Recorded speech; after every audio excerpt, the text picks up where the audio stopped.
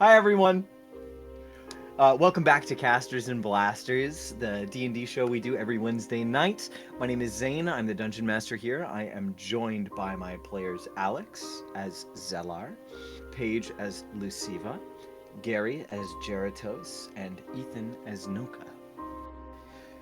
We have just concluded the kind of first major arc. There were a couple of minor sub-arcs in there. The first major arc of our first campaign here.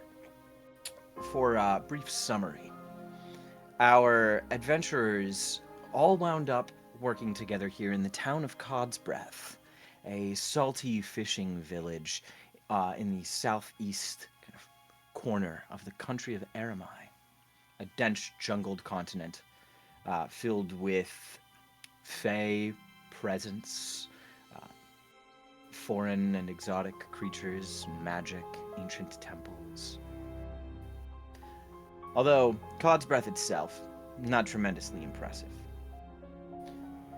The bar for local heroes was low enough that our kind of misfit band of adventurers and our one resident local, that's the same word, our one resident Noka, who lives in the town of Codsbreath. First, they won a big fishing tournament. It was the first thing that they all did together. Lined their pockets, helped them prepare, though they weren't 100% sure what they needed to prepare for exactly. It became quickly apparent when the town came under threat by a group of harpies. One of the survivors of a harpy attack informed our band of heroes that while there were no survivors on the island still, the harpies needed to be slain, and she would very much like for her pet bird to be retrieved as well.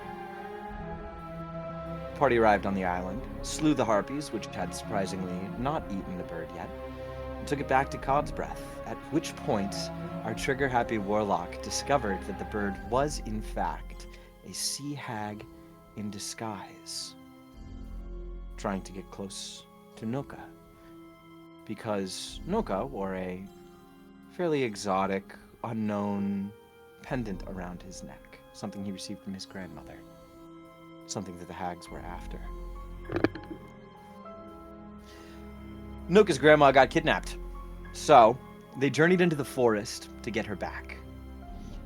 They encountered this hag coven, found them in their lair, did battle with them, slew them, retrieving Shinar, Noka's grandmother, from their clutches, and discovering, finally, what this amulet of Noka's may actually have been used for.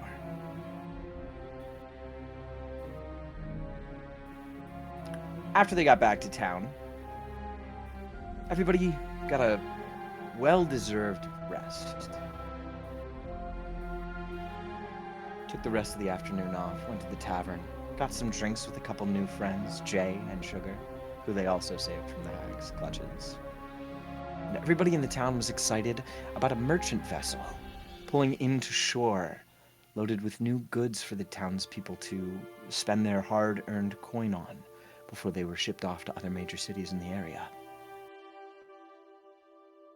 Many of the townsfolk gathered on the edge of the docks with excitement, watching as the vessel drew closer, before the water beneath it began to boil and froth, as some aquatic humanoid creatures on the back of dragon eels assailed it on all sides. Immediately, screams of sailors filled the air, carrying over the waves to the docks, where many townsfolk could and can now, as it's happening currently, only look on in horror. People are shocked. Gamers. The ship is a couple 100 feet out from shore, quite close. What would you like to do? You immediately see some of the older fishermen run down the street to their homes, retrieve some fashion of harpoons or projectile weapons, although nobody is able to reach the ship from the shore. People immediately begin to untether boats, but looking at this, you see between 20 and 30 creatures with their dragon eels assailing this vessel. Unaided, surely these captains are rowing off to suicide. Well, it's been fun. I think we should go ahead and call it a day here. A little power nap. There's still a nap. And before we go, I'm sure, Noka, I'm sure you're going to want to go say, let's go save this merchant vessel. Am I going to guess that correctly? I think that those men are bad and they need to be killed. All right, well, The merchants or the merchant. No, the creatures on the boat. Oh. The merchants need to be saved. Okay, all right. Didn't know if you were trying to make a really big statement here was about to say, politically, that but was all very- right. That's That was very well done. I was about to say, I maybe thought they you should had a all. history. do we think that? I hate to ask for his help. Do we think Greymane might have some means to help us here? Maybe. Perhaps a He's boat down of there. speed. He's on the shore. So he already knows. I mean, I think I could just do, as we're on the way, a round of Bardics across, one for each of you. And then I have 120-foot range, so I can pick some enemies off as we get close. But we just have to get there in one piece. It's the struggle. He's singing us each a happy song. That's the thing. I don't know if I can properly try and convincingly appear as one of these guys. Yeah. But if I can get within 60 feet, I've got a few different things I could do. You can have stealth over Kamaka's there. boat at your disposal. We do have Damaka's boat. Kamaka. Sorry. Kamaka. It's okay. I mean, that was Wait, so is intentional. the- Lucy was being an ass. Not Is the being forgetful. vessel's not at shore?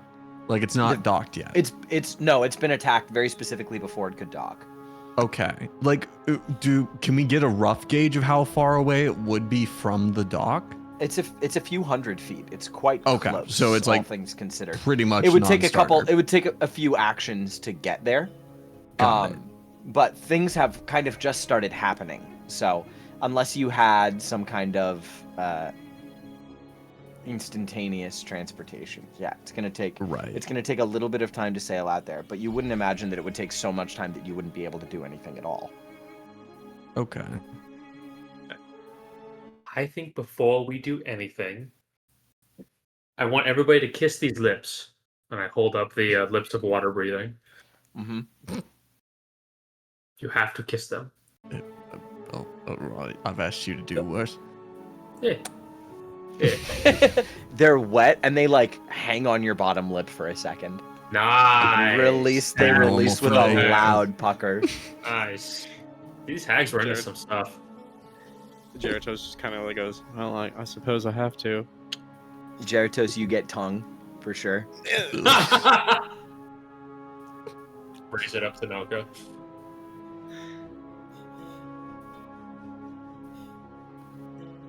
I'm not well advised to kiss the lips of a stranger. However, I do not see much choice in the options. And he gives like a faint pucker to his lips and goes to try to touch the wet lips. It sensually bites both of your lips Ugh. as you very timidly pucker and keep your lips like tight and close together. It just like goes for it and then like pulls off. Nice. Nice. All right. It's probably the most explicit we've gotten on Alright. stream so far, huh? And you all have water breathing cast on you. All right. It lasts for 24 hours. Oh, great. yeah. So, all right. Let's go ahead. So, Greymane, Democracy votes. What? Which one? Ooh. Wait, who would benefit from a non-detection? I don't know that we have any explicit plans to try to be sneaky. Well, does anyone need to get into melee? Does- The guy Question with on the fists. non-detection spell. It's only assuming that they have any divination magic to see you, but we don't fully know. Noka, who has the amulet, right? Ooh, that might be good. Noka, who has the It's- amulet, might be a great That idea. is true. If Yeah. you could keep him from So detecting I've the got amulet, a yeah. free use of Wrapped non-detection. around your I don't upper use. arm. Yep. I don't have to use a spell slot for it because Yeah, it's I would my say. personal How long does it last? ability. How long? That's a good question. Let me double check. 8 hours. Yeah. Oh yeah, I would throw No that on Noka. concentration. Yeah. So I'll go ahead and use my once per long rest gift non-detection on Noka. Okay. And I'll also give each of you a bardic as once we move in. Okay. So do you guys want to strap on Kamaka's boat? And go? Or do you want to go try and scrounge some stuff from Grayman? I will say, as far as scrounging things go, you have a limited window of time. The boat is very actively under attack. I see. Can We got plenty we of should- time as a sailor gets speared through the chest. Yeah, there's screams. Sailors are jumping overboard. There's sounds of swords clashing on deck. You even hear the sound Okay. of a small gunpowder explosion. Nice. Oh. Okay. Well, my friends, the I boats! suppose it's time. I suppose it's time we save this town from itself yet again. Guess not charging more. Okay, and you guys hop in Kamaka's boat? Yes. That's Okay, the plan. perfect. Hmm. Okay, with Start haste, paddling. with haste, Kamaka's boat is untethered from the dock. You guys basically get a running start and jump from the dock into the boat, which pushes it off. You turn, and I assume Noka on the oars is just Oh, yeah. action dash as you guys are pushing through the water. Liam, if we could switch tracks. Yo, can I do a strength check for a little bit of bonus movement there? You know what? Make an athletics check for me. Yeah, for sure. Also, How about 5 plus 5? Or, I'm sorry, 15 plus 5 equals 20. he might not need Uh, me. Very well. What were you gonna say, Gary? I was gonna say I could also do an athletics check, but it looks like Noka's got us. He grabbed both Okay. oars and just started You're like, oh, paddling like oh, a speedboat. Absolutely. You guys tear ahead of the other fishermen who are also eagerly, I would say not eagerly, but paddling out timidly to assist. We can go ahead and hop into Tailspire now, as over the next 20 seconds or so of you guys paddling out, the sight of the boat becomes clear. You see several dragon eels in the water around the vessel, and the deck is crowded with individuals, Sailor and Triton. Oh. Sailor and mysterious sea creature alike.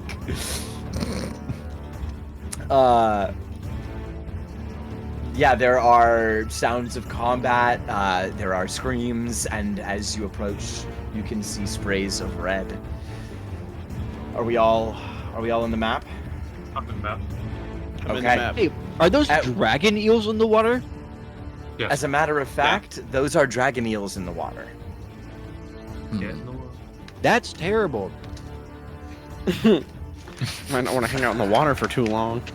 Guys, we've leveled up. This is like being in an RPG, and now like the boss of an enemy has become the normal encounter for another area. Okay, we're fine. Can we're fine. We won't die. Oh. Can I I don't think I could justify taking the 10 minutes for a ritual cast, so I'm just going to use a first level to comprehend languages before we move in. Nice. Okay, and what's the duration of that? An hour. 1 hour? Okay, gotcha. Yeah. Cool. At what range do you guys want to begin engaging with creatures on the deck of this vessel? So I'll say to the party, I can start shooting the moment we get within 120 feet. Whether you want me to or not is going to be your call. I can do some AoE stuff if we can get within 60. Noka Yeah, can 60 also feet's shoot mine. within 120 feet using guiding bolt, but I have limited spell slots, so. Yeah, So 60 I think- feet's my max range. I think is 60 cool with everyone, and then we just try to. Yeah. Okay. Luciva, because of your range, I know Eldritch Blast is 120. If you want to get an extra round of Eldritch Blast off, Yeah, that's you can possible. take 2 without, shots without right now, messing yeah. with them. Okay. yeah, I'll yeah, go ahead and that take would 2 be shots. fine. As you guys are approaching, let's get a general initiative roll. Okay. Right. I'll roll the general to hit same. That's gonna Okay. probably hit 27 and 11. 17. Depends on who you're aiming at. Uh, You said 11 for Gary. Yes. Yes. 17 for Noka. Okay. 8 for Luciva. How about Zellar? 7. Big 7. Big old 7. Okay. we, So we took so much initiative this combat. We were like, yeah, we're gonna save the town. Take it down, We get just the did a big ground. fight. We're kind of Yeah. phoning it in this morning. Yeah. Let's be real. We just fought the hags. We're like, whatever, man. Things start going wrong. You just kind of see our boat like going close. We see like a fire break out on the merchant ship, and our boat just kind of goes. Yeah. you guys did goes long filling up in rest, the- right? Yeah, we did. We did long rest. All yes. right, beautiful. I was like, I swear. Okay. We have Noka, Jeritos, Luciva, and Zellar. If we hadn't long rested, I would have personally uh, retconned that for myself. Jeritos, are you using both of those short swords on your person? No, did you want one? Would you mind if I used one of them? No, I will give you one of my short sword +1s. It's just in my backpack right now. Okay, huge. Thank you. Yeah, let me see. Can I send this to a player? I can just add one if you just want to -1 from your. Okay. Yeah, because it's just one short sword +1. Sick. Thank you. Yeah. I'm gonna say because of the range at 120 and the fact that you already rolled and I didn't ask for a target, which is my fault. Would you rather aim for the first creature you see on the deck or one of the creatures you see moving in the crow's nest? I would like to. Which one would seem like a greater harm? Probably the crow's nest for see us and actually. You see, make you signal. see creatures with bows and arrows up in the crow's nests. Oh yeah, they're gone. Okay. Crow's nest. I'm firing. So then that will hit. 27 and 17 will hit for both of them. All right, I'll go and roll damage. Dun, dun, dun. And then Noka has the Uh, animated shield, right? Ooh. Ooh, that's right. 13 points of force damage for the first beam. Nice. Another 13 points of force damage for the second. Okay, 26. Oh. The first creature on the deck is killed quickly. 2 puncture wounds straight through the chest as the slightly blue creature drops out of the armor and lands with a heavy thud on the deck. Now we're going to go into initiative. Okay. On initiative count 20, we have actions on the deck of the ship. I have already rolled for this one, which is why you see some dead sailors and some dead sea creatures on the deck. Noka, Yes. you are up. You guys are 60 feet away. You can immediately see a couple creatures within range of 60 feet. Also, make a perception check. Perception check. All or just Noka? It could be all. 19. Dollar Fortnite card. That is a 26. 6. 26. Okay, there are a couple different variations of creature that you see on the deck here. There are a few that have bows and arrows that look like they're made of some combination of wood and bone. There Okay. are those who wield swords with this kind of brilliant silver armor. And then you see 2 rather imposing creatures. They have crests on their head that look like the frills of coral, and they're wielding these enormous axes. One stands over a body next to the boat's steering wheel and the helm, and another one stands doing battle in a 1v1 on the very front of the deck of the ship, right behind the mermaid effigy. Mm. It looks like, if you had to guess, the archers are the lightest armored, the melee ones are middle tier, and then you have 2 heavy hitters on the deck. Let me go ahead and add your rowboat so you can see how far away you guys are. Question for the DM. 60 feet.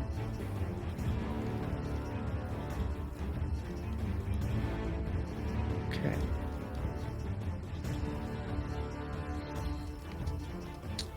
Let's see. That should be something like 12 tiles. That's not where that is. Let's try that again. Wham. Yeah, that's almost perfectly 60 feet from the shed. Okay. So immediately you don't have any of the two of the like knights in your view, but you do have several of the melee creatures and one archer as well. Okay. Question for the DM. Answer. So survival is worded as allows me to follow tracks forward, find a trail, or avoid natural hazards. I want to know about natural hazards that these guys might impose on me. Can I roll for that? Absolutely. Like I'm Yeah, thinking make a about survival the check. way that the fey creatures were like kind of like going to charm. That's a Ooh. 20 for me. Ooh. A 20. Yeah. So as you approach, first of all, the water around the base of the ship is going to be difficult terrain for your boat. It's not going to matter tremendously. That more so matters for if you fall in the water from the deck of the ship. The sailors who are falling in that water are actively drowning. There is some element of weather control here. It's also raining. There's no effect for that on Tailspire, but it is raining. It is overcast. That's kind of what you get from it, as well as, of course, the dragon eels. But it looks like they're just manipulating the water to be a more dangerous feature of the terrain. Okay. Let me go ahead and grab my pinky ring and give it a quick smooch. We're going to be blasting some scorching rays at some people. Father, why have you brought me into a world of cruelty? I hit the space bar and rolled something. You can ignore that. I didn't mean to roll that survival check. Okay. Although it was better than last one. I'll tell you that You much. did great. Good survival. Send me away, Father. I'm going to aim at one of the archers in the crow's nest. You said they were within range, right? But the Yes, knights they not. are. Oh, my range is 120, not 60. Yes, Can I hit the that's- knights? Yes, you can hit the knights, or you can hit the creatures in the very top of the crow's nest. Yeah, sweet. I'm hitting the knights for sure. Okay. Give me 1 second. Mercy on me, and not your enemies, Father.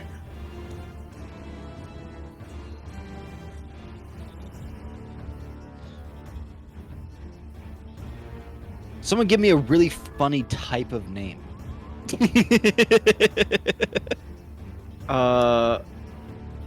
Christmas elf names. Perfect. Noka kisses his pinky ring and he whispers,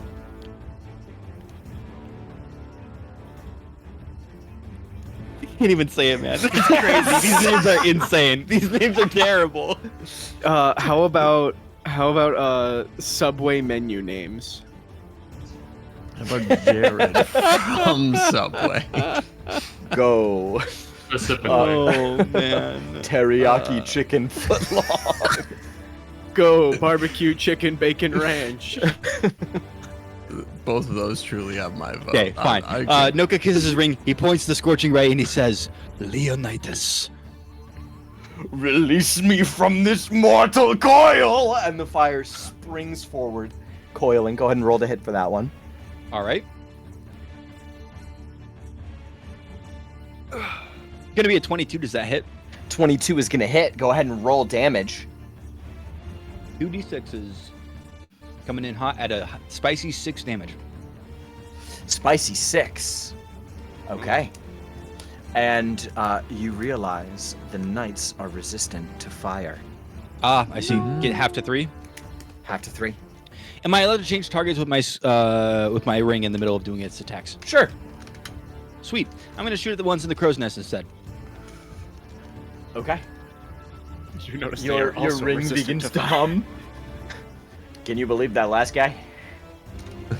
What a drama queen. I mean, for real. Yes, he was quite the drama queen. Very annoying Sure. type. Sure. Let Anyways. me show him how it's done. Taurus. That is his name. His name is Taurus. Sure, send me, Dad. I'll make you 18. proud. 18 is gonna hit. Cool. 2d6 spicy fire damage. Gonna be another 6. 6, nice. The little guys are not resistant. That one is not dead. You can hit him again if you'd like. Okay. My beans. And Jared Dose is on the last one, he points to the ring and he says, Ymir. 15. 15's gonna hit. Sweet. Rolling damage. I herald death. Ooh, that is a crit. That's gonna be He 6 and heralds. 6. Yeah. It's gonna be what? 6 and 6 6 for a and total of 6. 12. Nice.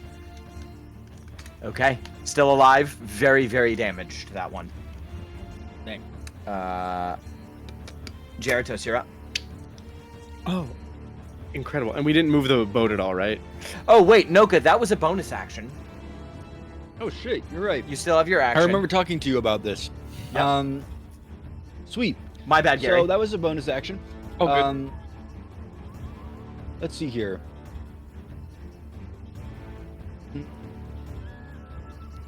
You know, I'm gonna hold my hand on casting a spell. I'm just gonna use a cantrip. We're Okay. gonna sacred flame the guy in the crow's nest. What's the range of Sacred Flame? 60 feet. 60 feet. Okay, you aren't in range for the crow's nest at 60 feet. What? You are going to be. Hang on. I must Because have one moved we you. just talked about. So you asked me about the crow's nest for Scorching Ray. You said it before I could that the range of Scorching Ray is 120 feet.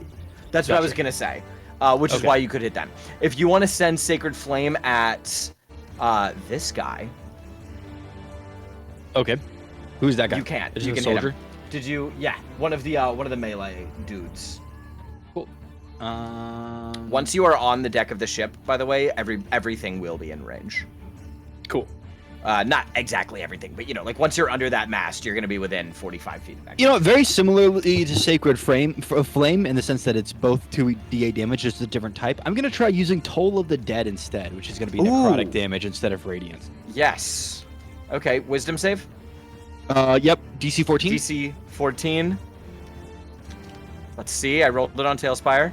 10. What's their wisdom modifier? No, that's gonna fail.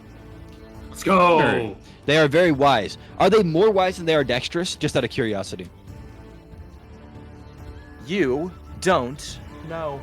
Aw, you suck. All right. So they save. I don't get to roll damage, right? They didn't save. They failed to save. What? They failed. There you go. Oh, I They think failed you to said save. they made the save. Okay. Nope. Well, 2d8 necrotic damage. That's going to be 5. 'cause Roll I rolled it. low. Okay, no resistance or anything like that to necrotic. Perfect. 2 scorching rays get blasted out. 3, right? Yes, 3 and it all was of them hit. Yes. 3. All of them hit, and now Toll of the Dead on that guy. Yes. Perfect.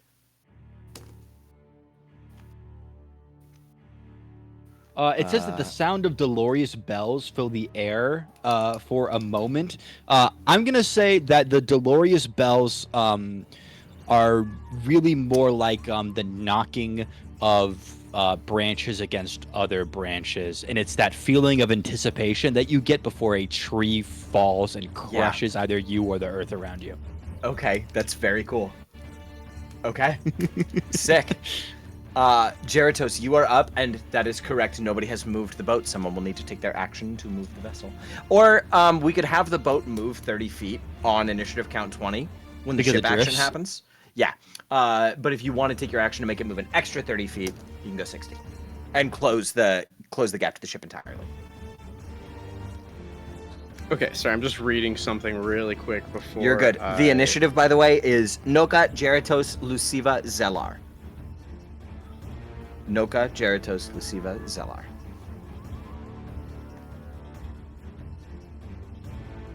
Okay, so yeah, Jeratos will just go ahead and use his. What's the range on this? Okay, I see. Okay, so Jeratos will just go ahead and use his action to move the boat closer. Okay. Yeah. Sounds good. You begin to approach a dragon eel in the water. You could either in any way that you approach the boat, you're gonna need to either do combat with or avoid an encounter with a dragon eel to get on the deck of the ship. But Spicy. okay, perfect. So that's action. You still have bonus action. Yeah. You know what? No, I don't. Yeah. Nope. Never mind. Carry on. Oh, okay. For bonus action.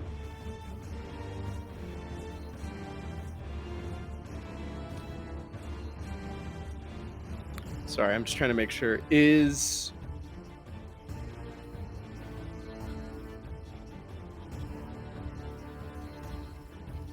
Wait, what the hell? I don't have 2-weapon fighting. Why is that on my character sheet?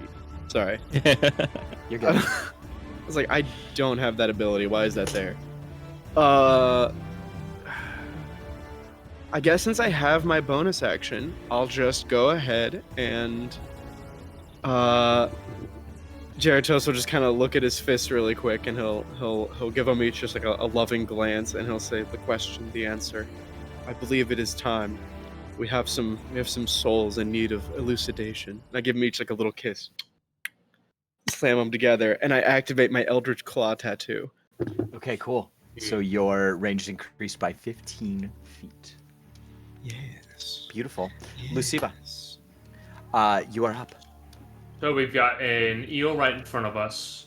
I'm assuming it looks hostile at us. It's looking to Oh yeah, chew us it's up. gonna Okay. it's gonna do something on initiative count 20, unless you get around it right now.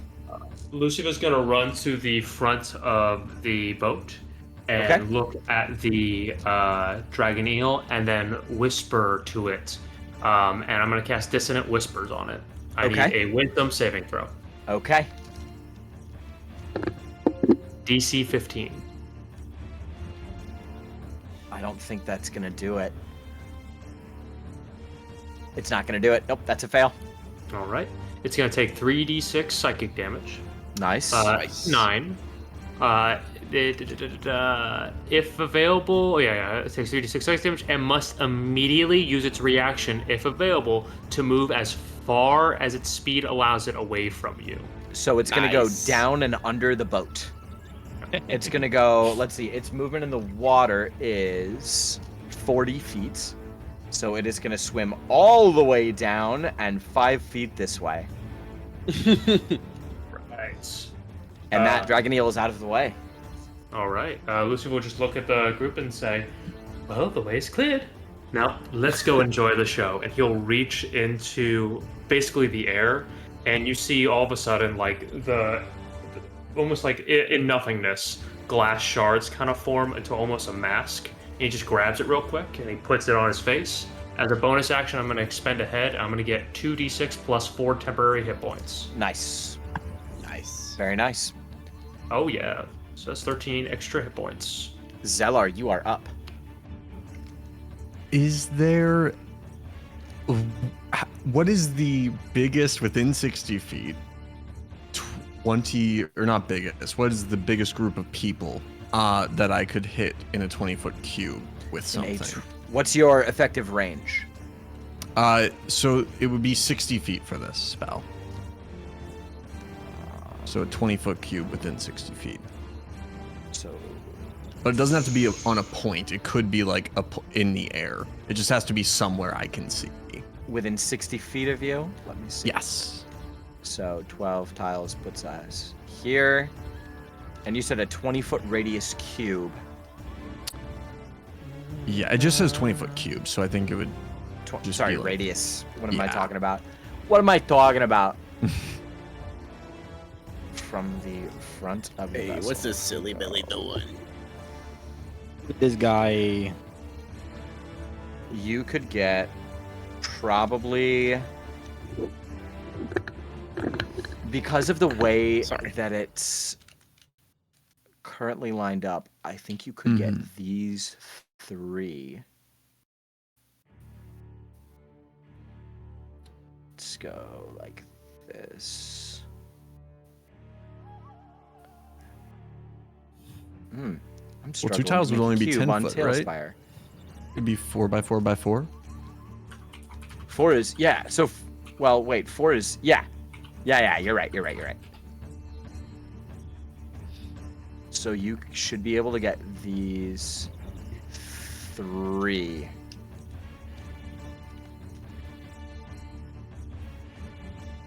Okay, and then is there Yeah, you already like a group of 3 that I could hit in like a 10-foot radius, or are those sailors that I'm seeing to the left near the back mast? So this is a sailor. This is a baddie. I see. This is a sailor.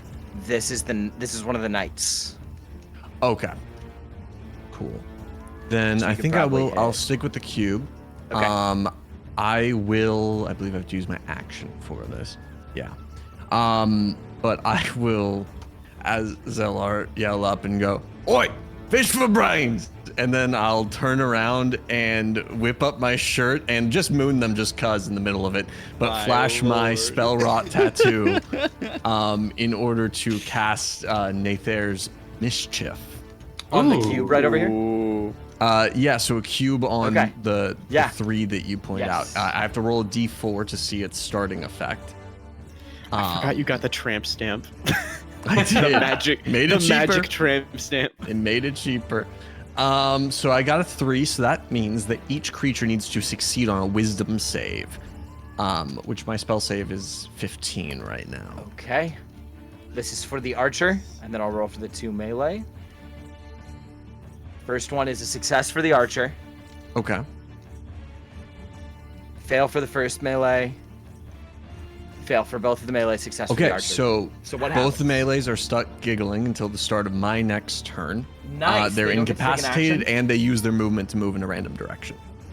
Okay. Do you roll for a random direction? Is there a caveat about them jumping off an edge? It doesn't specify. It does not. It says that they are incapacitated, but their movement Yeah. would be to random direction. I guess it's to your discretion because it doesn't specify further. Their movement. I mean, they use all their random is movement to go not in a random DM's direction. choice. I think that he needs to roll. I'm gonna roll a D4. a D8 for Yeah, a cardinal D4. direction. Oh, you're right. D8.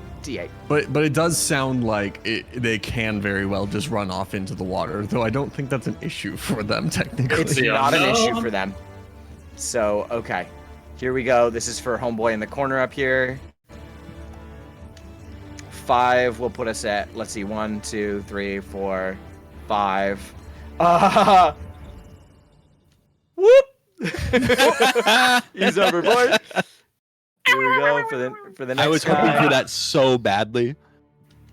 4 puts them at, let's see, 1, 2, 3, 4. We're gonna go this way, this way, this way, this way. He's going overboard too, just in a slightly different location. And because of movement rules, they are gonna be on the surface of the water, which is kind of very close to you guys. Now, You know, it is pretty Is- close to us. they're at least still incapacitated and stuck giggling. They're laughing, yeah.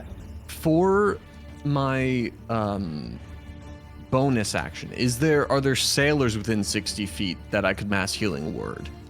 That are like hurting but not This- dead, or are they all looking okay right now? The ones that are still up. The ones that are still up are looking okay right now. Okay, so The I ones won't do that are that. on the I will ground just are dead.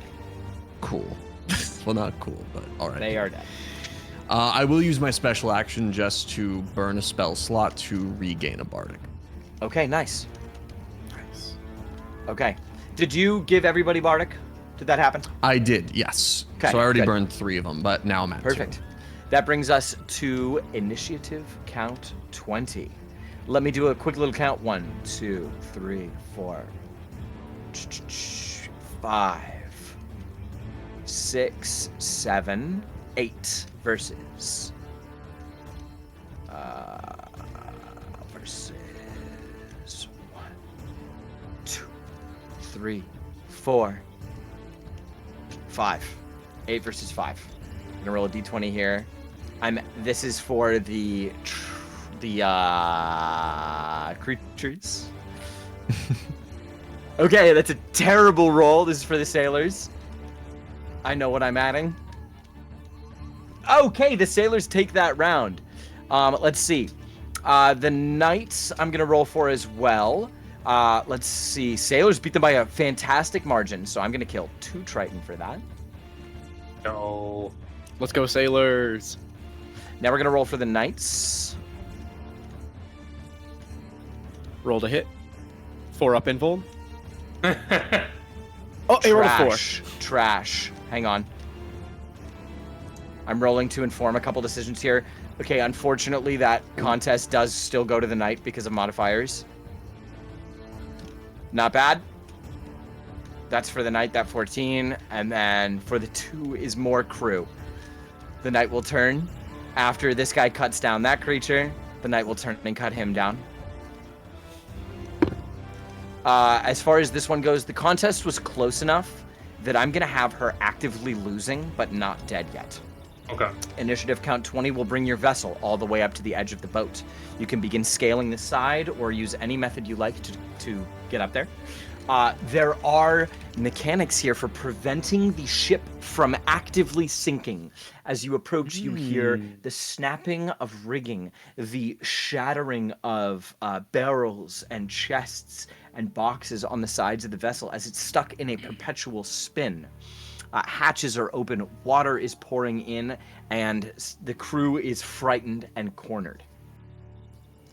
On all of your turns, you can take your action, and then you can also give me either an acrobatics, an athletics, a perception, a persuasion. Actually, let's open it up a little bit. I'll let you guys pick an applicable skill that you think would help you prevent this ship from sinking, as well as taking your action while you're on the deck of the vessel. Survival. Survival is wisdom, right? Yep. Okay. Okay. That brings us to Noka's turn. So Noka, go ahead and let me know what you want to do. You got to get up on the deck of the ship to help, but you also do. have your regular action, bonus action, and movement. Sweet. Okay. Getting up on the deck, is that something I can like make a check for, or is that something I'm gonna have to take an action to try to do? So you don't have a climbing speed, but if you want to make an athletics check to climb it with just your movement, I will allow that if you pass. We'll Dear call it a Noka, DC. We'll call it a DC 10.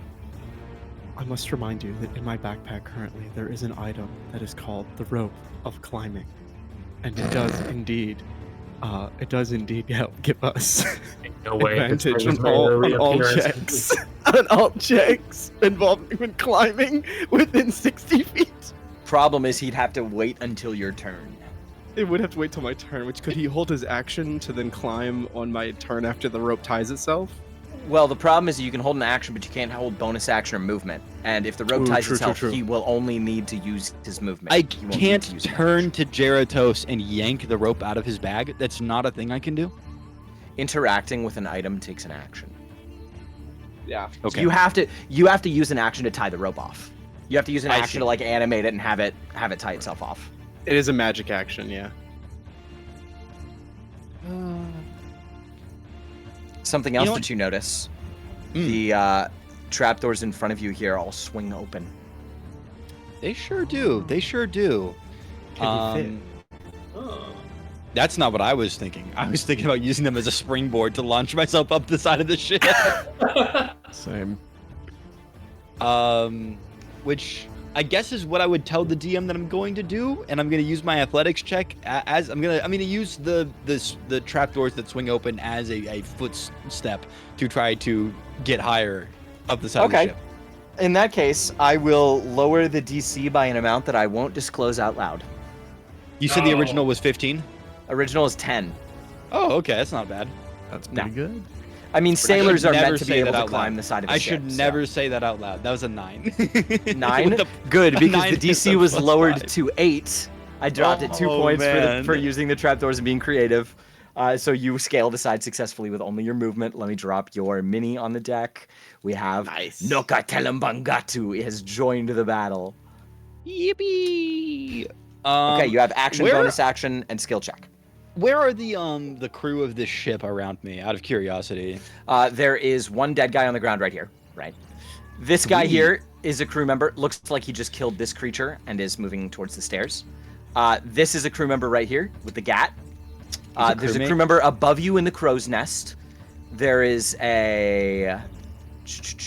And then there are 2 crew members up here on the deck. There were 3. One of them died on initiative count 20. Okay. The guy who's dead on the ground next to me, is he like dead, or is he like saving throws dead? He's dead, unfortunately. Okay. Sweet. I'm not gonna waste my mass healing, but I'm just against. Spirit Guardians, and I'm going to have Spirit Guardians both ignore my party and ignore all of these merchants that were piloting this vessel, and it's going to be aggressive against the Titans. I heard that. Wham. How much of my movement do I have left? That it did take your full movement. I see. Ooh, Nice. fancy. I was going to see if I could just like run into the fray and get people caught up. So in my it Spirit doesn't Guardians, work but like not that. This turn. It doesn't work like that in 5e. It works like that in Baldur's Gate, but not in 5e. It's at the start of their turn, right? Yeah, exactly. Yeah. Womp womp. If you wanna, I'll calculate damage for that right now though, because of the way we're doing them all on initiative count 20. So I'll make a Wisdom save. What's your DC? 14 or higher to succeed. That is a natural 16, so it's a success. Go ahead and roll damage and half it. 4, 8, and 4. 16 is going to be halved to 8.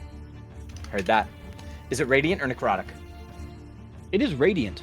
Cool. Okay, beautiful. As the spirits, Are they resistant? The tribal... No, they're not... That's just my question for flavor. As the tribal spirits of the Telemangatus surround you. Okay, and you said you wanted to make a survival check. Do it. Yes. Unfortunately, rolled pretty low. That's only going to be a 10 in total. A 10? Okay. With You do have a the bardic 10... if you wanted to. That's a pretty good idea. What's your bardic again? It should be a D. Let me check if it's D6 or D8. Is it a now. D8? It just bumped up to D8. I'll add a bardic to it. I think that that's a decent use of my bardic. Okay. Add 5 to that, so it's a 15 instead of a 10. 15. Great. That's the next success increment. You are able to save 2 sailors that are currently drowning underneath the vessel. You cast Spirit Guardians, reach over, grab a rope that's been cut loose from the rigging, and throw it over the side of the vessel. Immediately, it Sweet. goes taut as a couple pair of hands grab onto it. And I'm going to add 2 Huge. enemies to the map here. Ding, bong. We're going to put, they're 2 janitors. We're going to put them here. Let's go. And here, as they're now climbing up the side of the vessel. Very nice. Okay, I don't Jeritos, believe you're I up. have any bonus actions or anything like that, so I should be end of my turn. Okay, sounds good. Jeritos, my lad, you are up. All right. Jeritos is immediately going to pull out the rope of climbing, and Okay. he's going to use his action to command it to tie one part of itself to the base of the boat, and then the other, our rowboat, I should say, Yes. and then the top to the railing of the ship Okay, to create a good climbing rope. For very us. good. It snakes its way up and ties itself off firmly. Nice. You don't tie climbing ropes to the bottom of something. You just tie it to the top of the thing that you want to climb, and then you climb up that way, and you leave the bottom to hang loose. That way the boat is Sun's getting real low, big guy. Yeah, I'm trying to just make sure the boat doesn't float away, Yeah. so we can still use it to Yeah. like climb and walk up the side of the ship, like Burt Ward and Batman. I know that the rope gives you advantage. You can still roll if Yes. you'd like, but what I would like to do is rule that since you used your action to interact with a magical item, you don't have to roll at all. You can just climb up the side of the ship. Cool. I'll just climb up the side of the ship. Cool. Cheritos, you appear next to Noka. Cool. And then really quick, up on top in like the what is that called? Like that upper area of the ship. The you talking about the crow's nest or by the helm? By the helm. Yeah. Where are all the enemies over there? The upper deck, there's the knight is the biggest threat. There's an archer Okay. right here, and that's actually it. It's just the 2 of them. All the other ones. Oh, there's another one back here. Is You it can't see the- it because of I where can't see Liam's it. camera is. Okay. It's on here. I'll move them up. Okay. Can There you see they that? are. Yeah. Yeah. So there are currently 1, 2, 3 enemies on the upper deck and 1 on the stairs. Okay. Then, what I will do. We.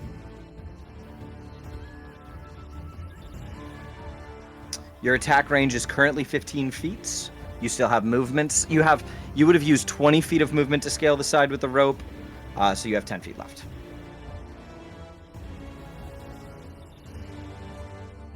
Are you muted? Oh, can't hear you, Gary. Are you muted? Gary? Gurney. Gary? Gary? Gurney. Can't hear you. Are you muted? Jerry. Wow. That's crazy. This guy's unbelievable. Unbelievable. Yeah, I think you're good. Oh wait. Nope. Okay, sorry about that. Am I back? There you go. Hey, there we go. No. Sorry, audio device got weird. Thank you, folks. Right. Okay. What I was trying to say is, I think what I will do is I will try, if I can, to just like chuck my spear directly at that knight character that's up there. The one on the upper deck, you unfortunately don't have line of sight on. Okay. Is there anyone in front of me? There are 2 in front of you. There's one on the stairs, there's the one that Nuka hit with the Spirit Guardians, and then there's the one up here to the left that's on the rail with a bow and arrow. Ooh, okay. Actually, how far is that from me? I forgot I have increased range on my melee. Yes, you currently have 15 feet of melee. So that's your range, although you can still move 10 feet. Oh, I still have 10 feet. What's your movement speed? 45. 40, right? 45, so you have Nope. 15 feet of movement left. Oh, shoot. Okay. It takes 30 feet to scale aside. I think I said 20 a second ago, I meant 30. Yeah, to scale aside, it'd be that much. Okay. Yeah. If I were to move, like, no, he's still too high up, because it is a little, he's, like, above 15 feet. If you go right here, let me see. I'll do the math. Assuming you're going for that guy, Yeah. you would be able to hit him. Oh, sick. I would hit him, His like, base throw a is within punch 15. right in his balls. Yeah, I'll use my, I'll go ahead and use my bonus action to Flurry of Blows Okay. that dude up there. Yes. All right, let me expend a focus point. Boom. And then I will roll to hit on the Flurry of Blows. If I can find it, there it is. We're going to roll to hit.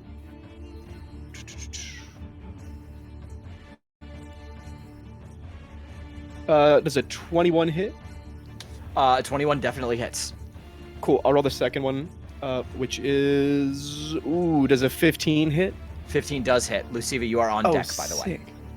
All right, so I will roll 2 of these. So 2 instances of 1d8 plus 3 bludgeoning. So that is 7 plus 8, so that is 15 damage. Nice.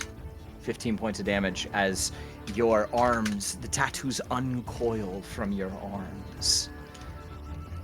Sick. Okay, and would you like to make a dexterity, a strength, a wisdom, a charisma? What kind of skill check would you like to make?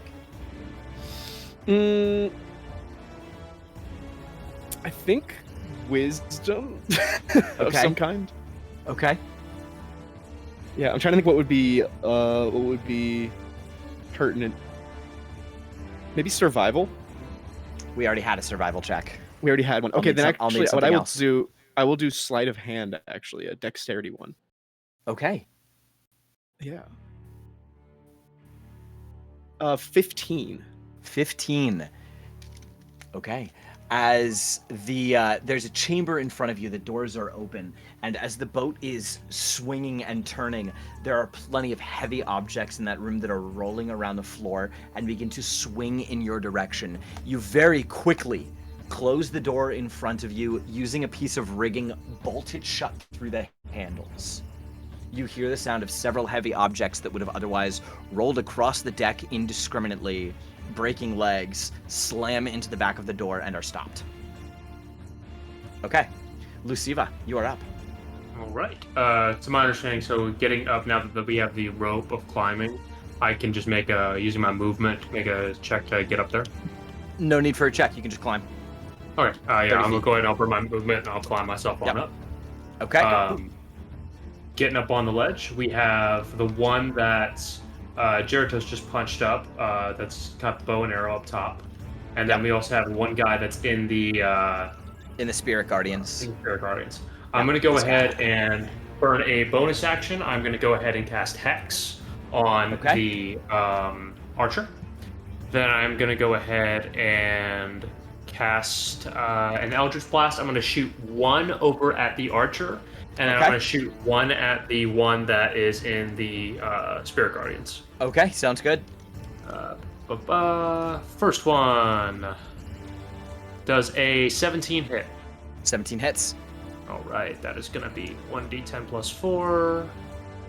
It's going to be 9 points of force. So I'm going to go ahead and roll the d6. And 4 points of, I believe, necrotic from the hex. That one is pierced through the chest and dies as the necrotic energy of the hex takes hold from the wound. And then he'll just turn around and you'll see another shard of broken glass form and fires over at the one in the Spirit Guardians. Okay. Soft 20. Soft 20 will hit. That's going to be 12 points of force damage. Very nice. And then he will turn, and Zane, I would like to make an intimidation check for the boat. And I'd like to look okay. at all the creatures that are now in the water that originally we jumped off, and including, if possible, some of the dragon eels. Yep. And after slaying the archer, our party jumped in and started slaying people in one fell swoop. He'll just look down at everybody and say, Come on, you wanted to take this ship from us. Go ahead and give it your best shots. I'll love to string your corpses up at the dock. and I'm going to burn ahead. And I'm going to read the ability for you, Zane. Okay. When you make a charisma intimidation check, you can expend one head to gain advantage on the roll. When you do, your eldritch heads become briefly visible to everyone. And so as he looks down at everybody in the water, they all of a sudden just start to see almost ethereal masks poke up one after another, after another, after another, and the final one pops up on his face. Okay. Make your intimidation check. That's going to be 24. 24. I am going to give them a -3 penalty to their initiative 20 check that they make to see who wins in the fight versus the crew and the creatures. All right. Okay. Nothing like that. Very nice. This will be great for morale. Zellar is up. Okay, so that cube is still there. Yes. I can move it 10 feet before I roll Does it matter for its if new effect. Jeritos entered it? If Jeritos did, it doesn't like fully specify. I suppose the effect would it doesn't like say I can cancel anyone out of it.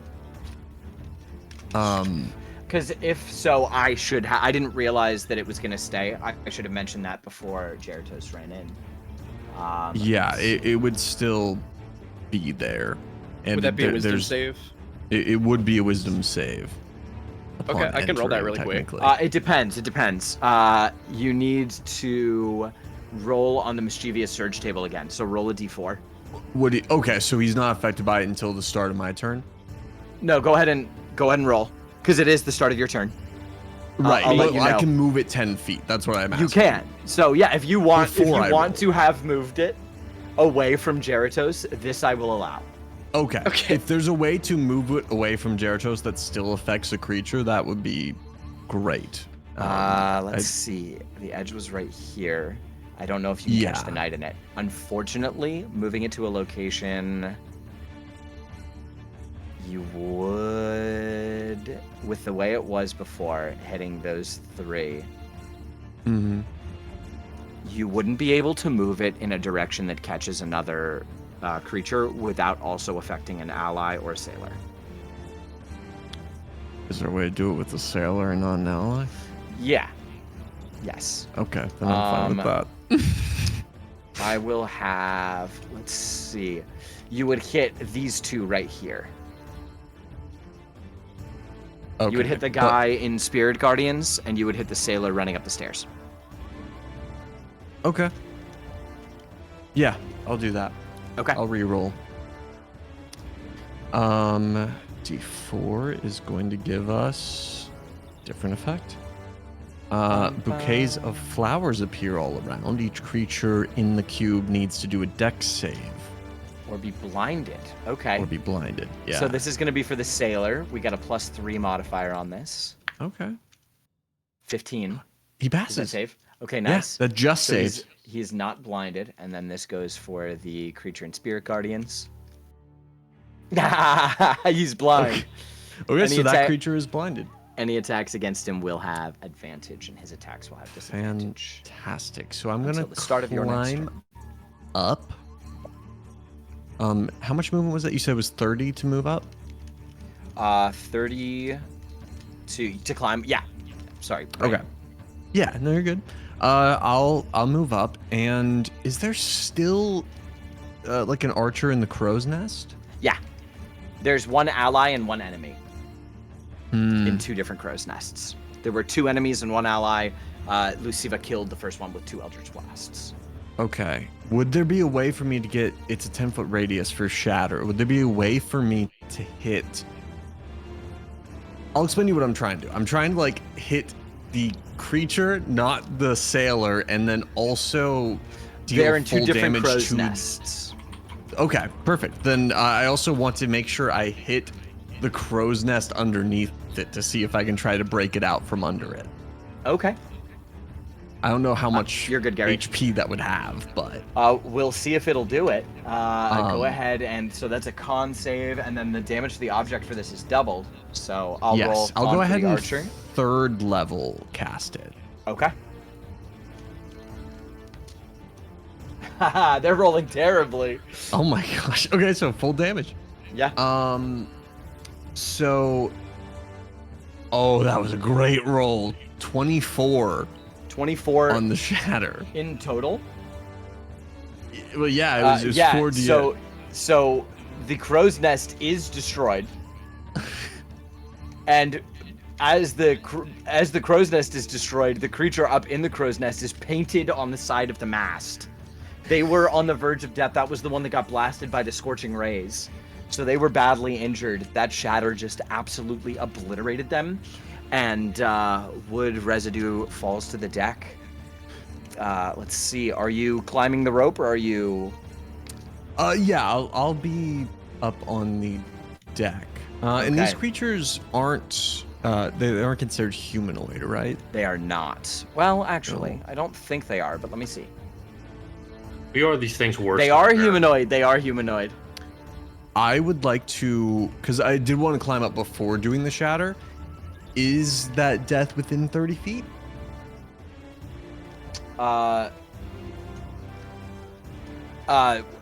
Wait. You wanted to do shatter before climbing up. What's the range on shatter? No, reverse. I wanted to climb up then shatter. I think that's how you would have had to do it, actually, based on the range. What's the range of Right, shatter? I'm asking for a separate effect. Am I 30 feet away from the creature that just died? No. No, Okay. because he was up in the crow's nest. No worries then. He was 45 feet off the ground from directly underneath him. Is there anyone who needs healing, or are we okay? I think we're okay. Okay. And then I guess I have a ship action, right? Separately? Yes, you do. What skill check would you like to make? Is there a way for me to make a persuasion to one of the, like, creatures that is actively trying to sink the ship?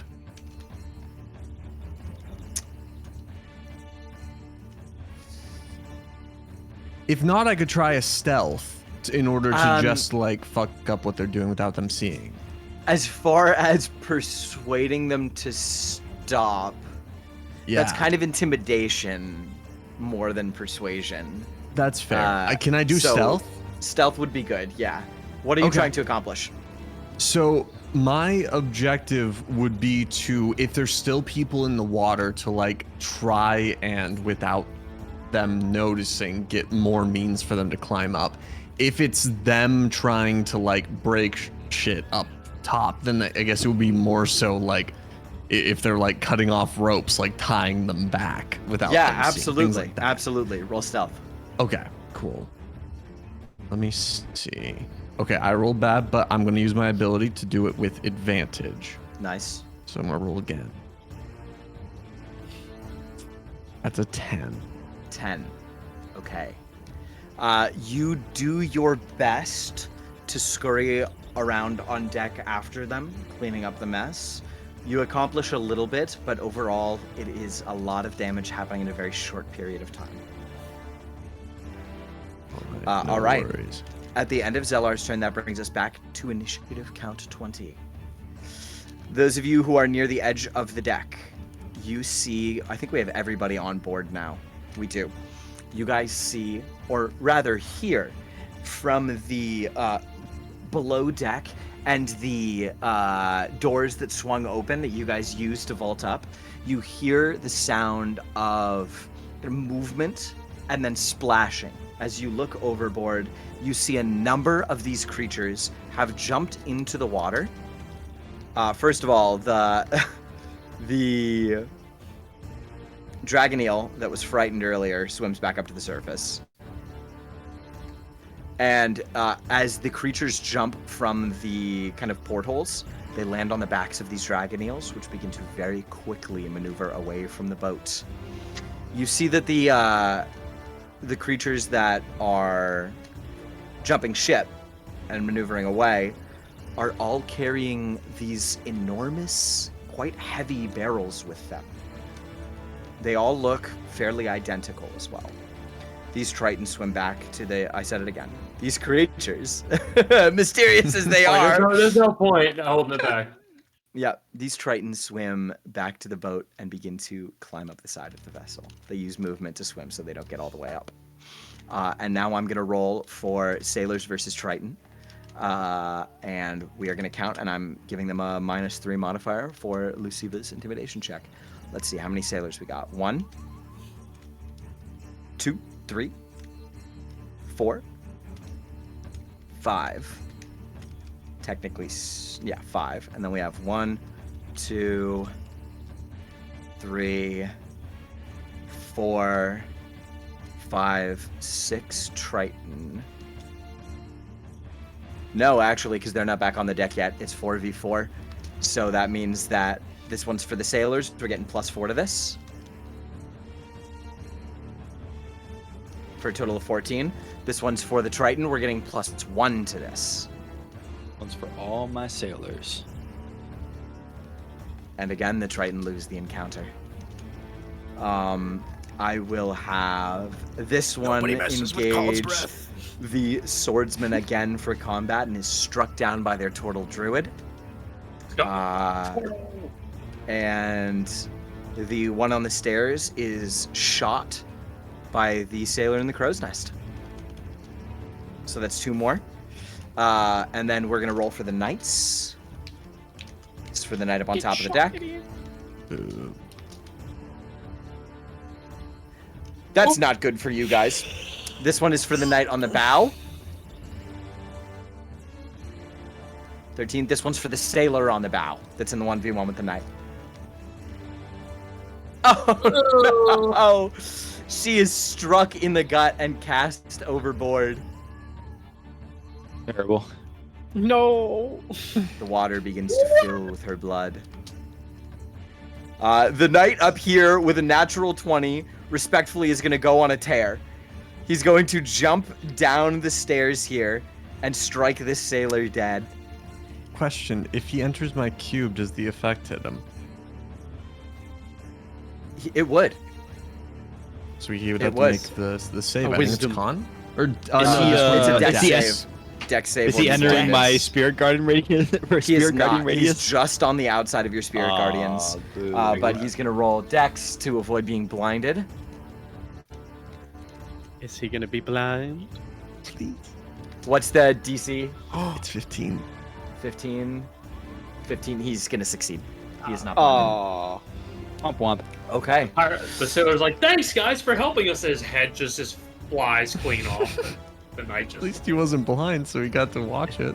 Yeah. All right. So you see several Triton escape on the backs of their dragon eels with several barrels. There are sailors that are still in the water. You've managed to save 2 of them. There are 2 more that are still overboard. And the knights are closing in on you on the deck, although you feel as though you've done a good job mitigating damage to the ship up until this point.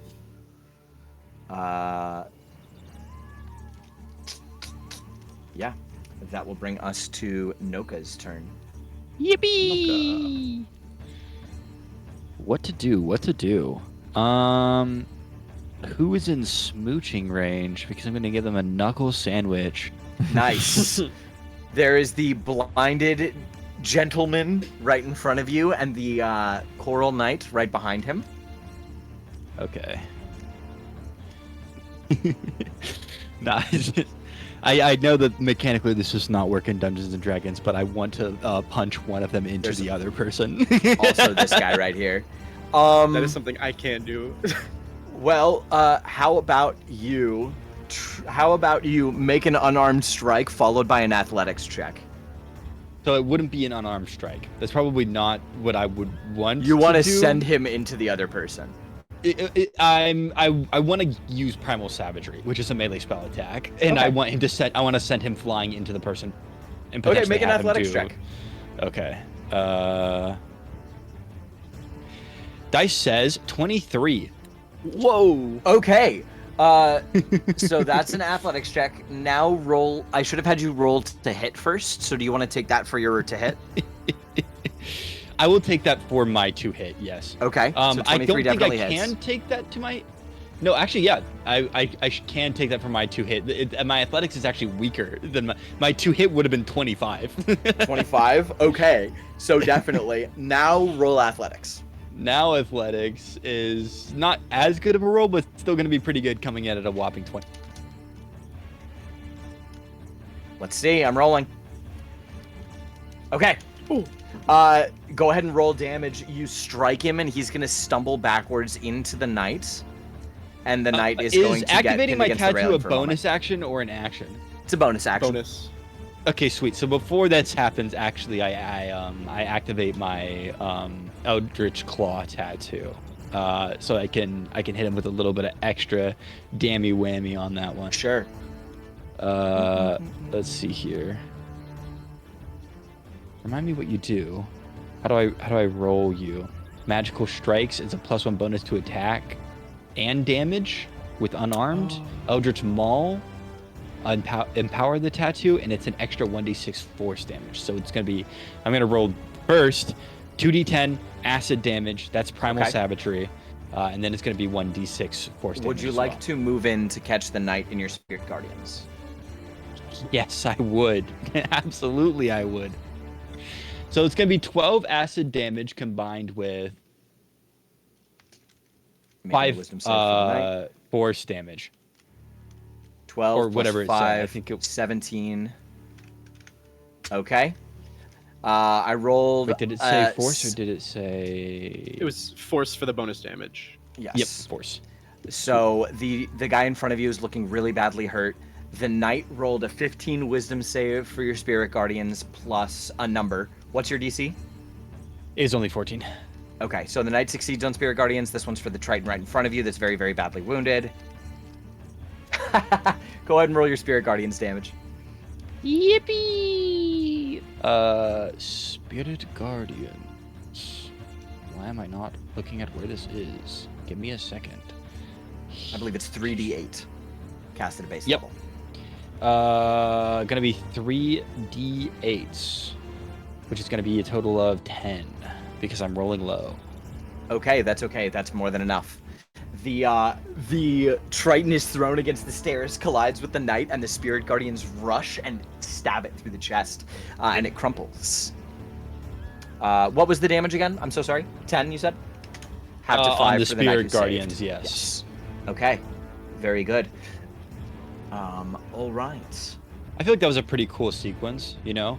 The bear claws come out, all of a sudden, inky bear claws follow them up with the double whammy of like a sort of Black Flash Jujutsu Kaisen situation. 17 damage. Spirit Guardians come in for an extra 10 on top. Nice. Oh man. That's why clerics are scary. Yeah, they follow up after and just punch him again. Okay, perfect. And would you like to make a ship action this round? Yes, I would. We have Rolling 3 my successes and 1 number. failure so far. Gonna be a 24. 24 is. Oh, what Big did you? success. Oh, I'm so sorry. I'm so sorry. You can't make the same check twice in a row. So Oh. save that dice roll. Apply it to a different Okay. skill. Let me know which one. It's 18. Can I use athletics? Yeah, absolutely.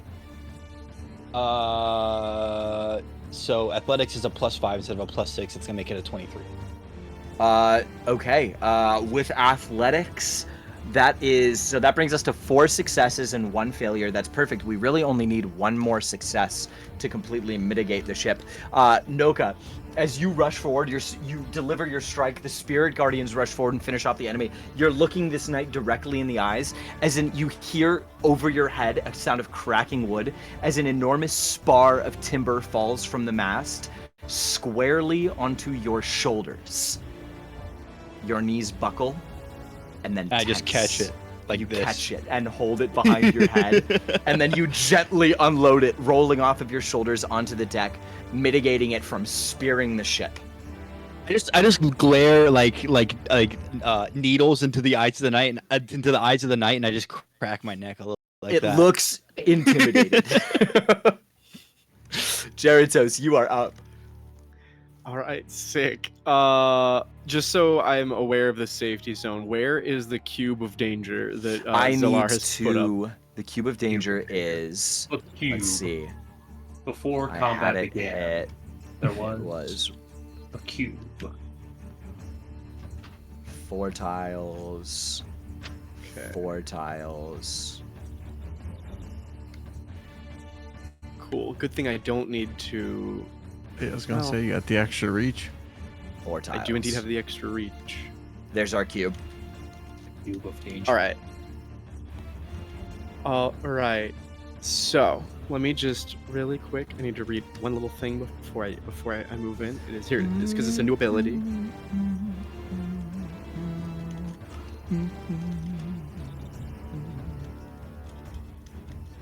Cool. All right. Yeah. All right. So I'm gonna move up to the edge of the circle there. Okay. Or not the circle. Sorry, the cube. I'm gonna move The up to cube, the I edge of the gotcha. cube. Yeah. And then I'm well within 15 feet of the knight, I assume. Yes, you are. Very cool. Very cool. Am I within 10 feet? Just as a curiosity time. You could be. You could use your movement to stay on the edge of the cube and go right here, and then you are within 10 feet. Okay, cool. Then I'm gonna go ahead and get this party train rolling. I'm gonna go ahead and use a focus point. I'm gonna summon both the arms and the visage. The arms Okay. and the visage of the astral Okay. self. Perfect. So I need that knight to make a dexterity saving throw. All right. Where is my focus point? Oh! Oh, that's a big fail right there. I'm sure it is. Can tell you that right away. Unless they have a plus 12 to dexterity. No, that's actually gonna be a fail. Yeah. All right, sorry, don't mean to metagame. I'm a little excited. I'm gonna do 2d6 force damage, Okay. and then boom. It's gonna take 8 force damage from the initial explosion. As the arms erupt from your back, the mask drops down over your face. And then I'm just gonna go ahead and make 2, as my action, just make 2 unarmed strikes as just regular strike attacks. Okay. So we'll roll to hit the first. Oh, that's not very good. That's a 9. A 9 is definitely gonna miss. Yeah, that's all right. Do you That's think all right. the We got one Bardic more. would save it? I could. I don't know if it's worth using it here or saving it, but it is a I don't I don't know what stat block, so I don't know what its stat block is either.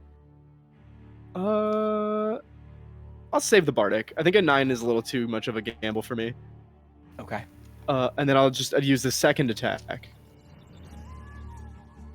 And that is a 24. Yeah, that's gonna hit. All right, sick. So I forgot to do this last round. So I want to make sure I do it this time. I also was supposed to get a +1 to hit and on damage, and then I forgot to also apply the bonus damage from the flurry of blows on the archer. What's the +1 from? From the tattoos. Oh, duh. Yeah. Yeah, and that's where the bonus force damage comes from. So we're gonna hit 1d8 +4 initially. So that is gonna be 10 +1 for 11, and then we're also gonna do a bonus 1d. Is it d4 or d6 of force? Oh, it is d6. It is actually d6. Wow. Okay, we're gonna do one extra bonus d6 of force. So that's an extra 5. Cool. So that is a total of 16 damage on that second attack. Very nice. Okay. Very, very good. All right. And that's my turn. And what would you like to do for your ship action? I only need one more success. Could I do an? I don't know if this will apply in acrobatics.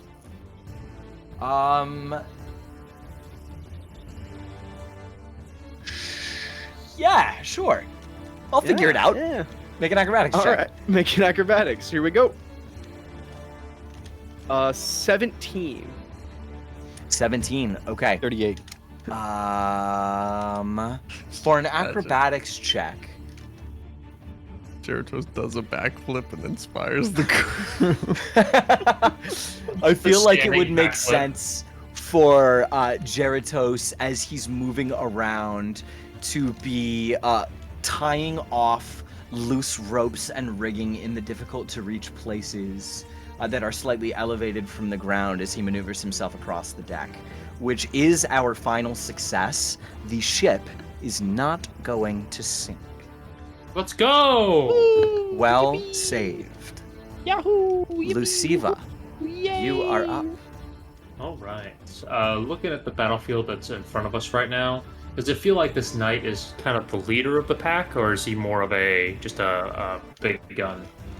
You get the sense that he is one of the leaders of the pack. There's him, and there's the one on the front of the boat as well. Cool. Bonus action. Is he looking, before I invest all my resources into hitting him, is he looking a little hurt, or is he looking like he's still got some fight in him? He's bloodied. Okay. We're just gonna make sure we're gonna dig his grave for him. Bonus action Hex is gonna go on him, Okay. and we are shooting 2 Eldritch Blasts at him. Okay, nice. First one, I'm gonna go ahead and add the Bardic to it because it was a 13. Does a 17 hit? I've rolled 17 to hit multiple times now. 17 does hit, yeah. Okay. So first one is going to go ahead and do. That's going to be 10 points of force damage. Okay. We're also going to do 2 points of necrotic damage from the hex. Yep. I'm going to go ahead. I'm going to burn another head, and he's going to get 4 points of psychic damage from that. Nice.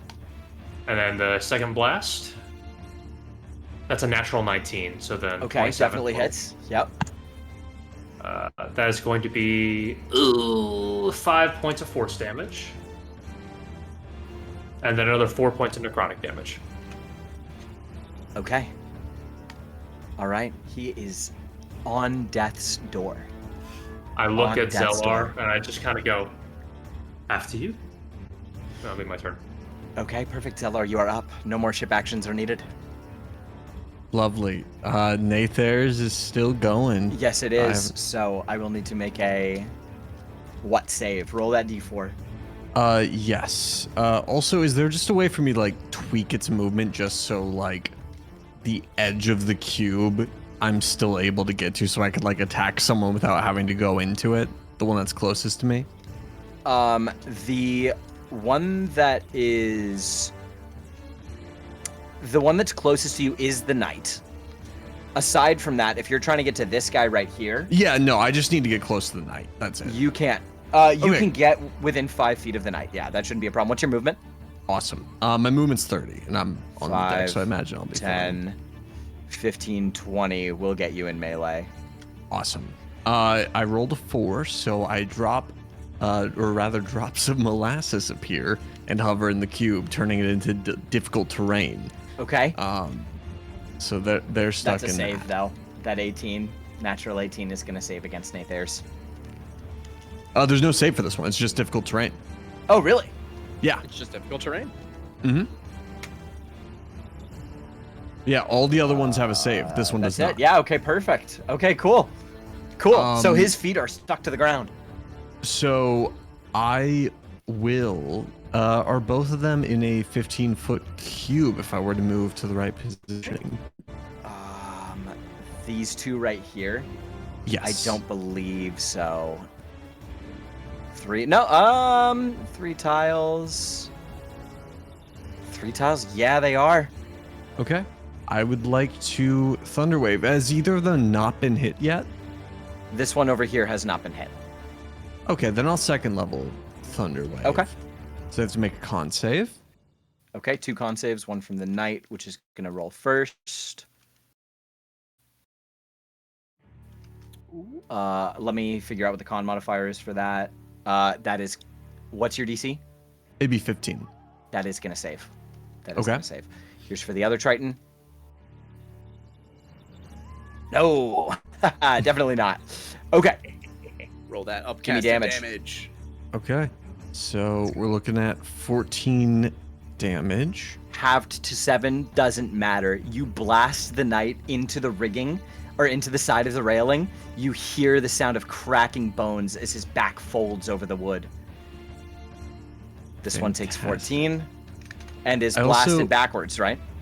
It is blasted backwards 10 feet. I also don't want to cheese things too much, but I did destroy the crow's nest above it, and this blast does affect things on the battlefield as well. How I don't know much if are this- you trying to damage the ship?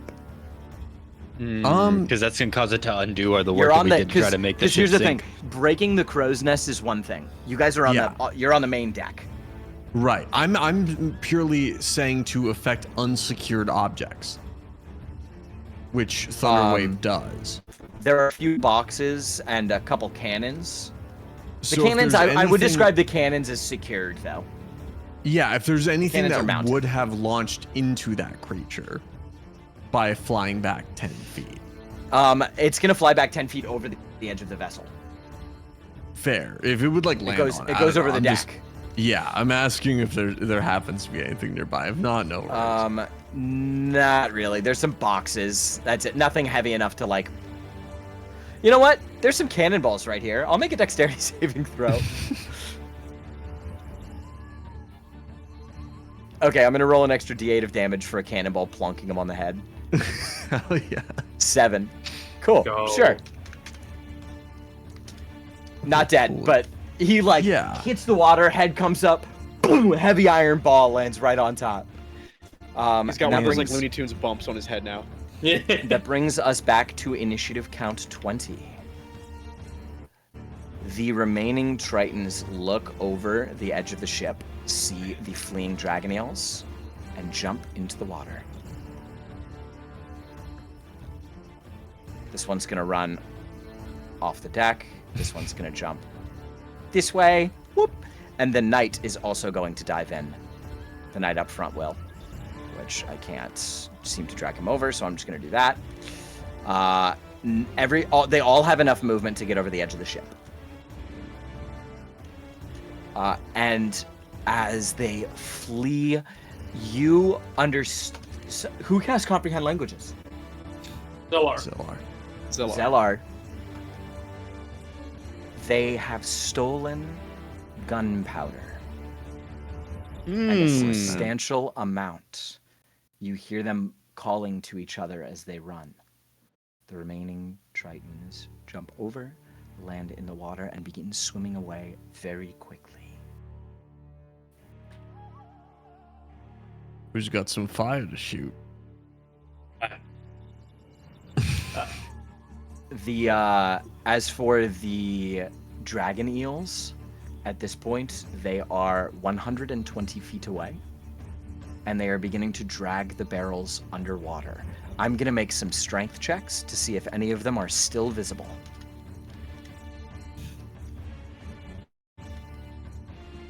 That one is not visible. That one, okay, there's at least one barrel of gunpowder still visible. Uh-oh.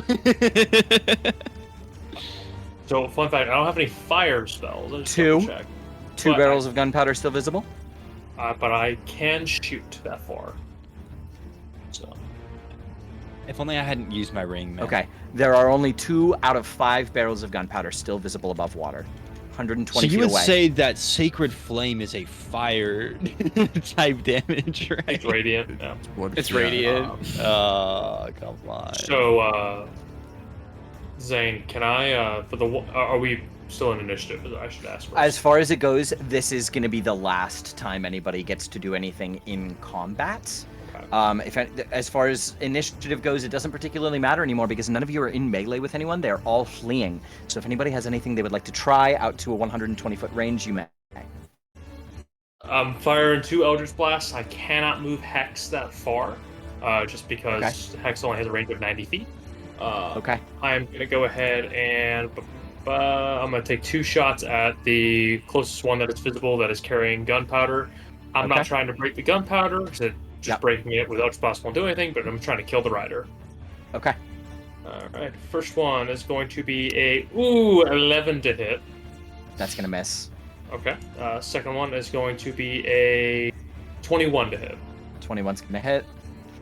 Okay, that's going to be 10 points of force damage, and for shits and giggles, I'm going to burn ahead for another 4 points of psychic. This is one of the ones that jumped out from under the vessel, had not taken damage yet, so it's still alive, although it is fairly wounded. Damn it! Alright. Anybody else have anything they want to try? Sorry, this is a slightly older question. The knights also counted as humanoid, correct? They did. Can I just burn my reaction to Mantle Whispers that? When I killed The it? Mantle of Whispers reminds As a me reaction, what when a that humanoid does. dies within 30 feet, I can capture its shadow Yes. until I use it or a long rest. Okay, and you can take its shape, right? So I can, as an action, use the shadow to basically disguise self with an additional Right. +5. Yeah, absolutely. You can take the Night Shadow. Okay. Cool. Okay. I'm asking this knowing that it is a stretch and that I will probably get told no. The extent to which my ability to communicate with my god using channel divinity, could I like pray to my holy symbol and ask Maliki to provide the heat of the forest, and basically I want to chuck my holy symbol and I want it to catch on fire and burn the gunpowder. It's 120 feet away. I can't say yes. I can't say yes. Yeah, it's 120 feet. It's 120 feet. That's too much. All right, it was worth asking. As much as I would love to, it just absolutely doesn't make sense. No, it was too much. Is there anything else you want to try? I That know, I rider was is literally- damaged, but not dead. I was like a child asking my parents if I could eat the entire box of cookies with my big eyes. You know, I'm just so the whole sorry. box. No, you can't. Okay. If nobody else has anything they want to try, the dragon eels will continue to retreat until you watch. Eventually, they are able to pull the barrels underwater. It appears as though they are airtight in some fashion. Liam, we can switch off the combat music now.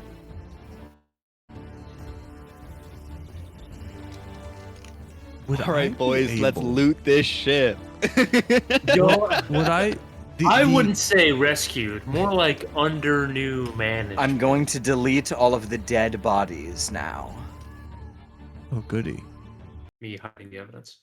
Would I be able to collect a body part of the Triton that I injured but didn't kill when I Thunderwave. Which- Is there any remnants of them on the deck? There are, of that one specifically, not any body parts. There's not like blood. It's not like. I mean, there's blood. Yeah, there's blood. To what end? So that I know whether or not what I will would give you is like to useful or be not. able to try and get a benefit to scry on them. Oh, Oh. make a medicine check. Also, Okay. if there are like big signs or pieces of evidence, I'd like to be able to like. I mean, I'm sure I'll be able to describe to Soft Fuso 20. kind of what they look like, but I want to be able to bring something back to him. And obviously, we don't have pictures or anything. Okay, for sure. I mean, as far as it goes, like I said, there are several dead Triton on deck. They have their swords. They have their armor. We'll put With them a in soft the ice 20, box. you are able to determine which pool of blood belongs to the Triton you blasted over the deck of the ship, and you scoop it up in a little glass. Fantastic. The let me see. Oh my goodness. Bless you. Bless you.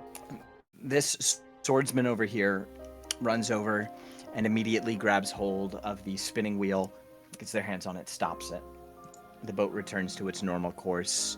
Although the masts are damaged, the hull is damaged. One of the crow's nests has been blown up. There's blood and bodies all over the deck.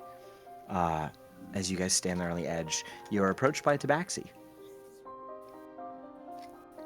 She puts her pistol and sword away. Where did you come from? Look at our resident bard, Zella. I just like point at shore. that way. Where you were headed before, all hell broke loose. Oh, here. God's breath.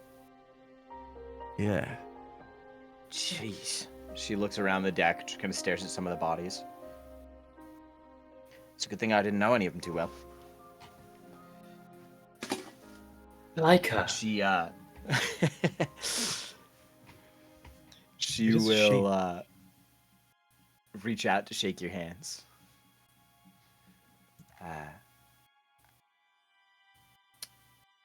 They call me Ratty.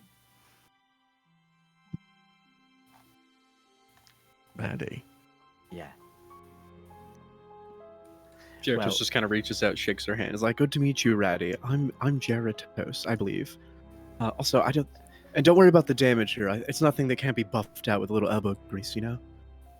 Oh, sure. Sure, she's seen worse. Behind us, one of the sails Actually, just Looking like I don't know. collapses. I don't know. Sure. Busted crows is like a body. He's hanging from like the rafters. Sure. All right. Sorry, what was your name? Jeritos. Right.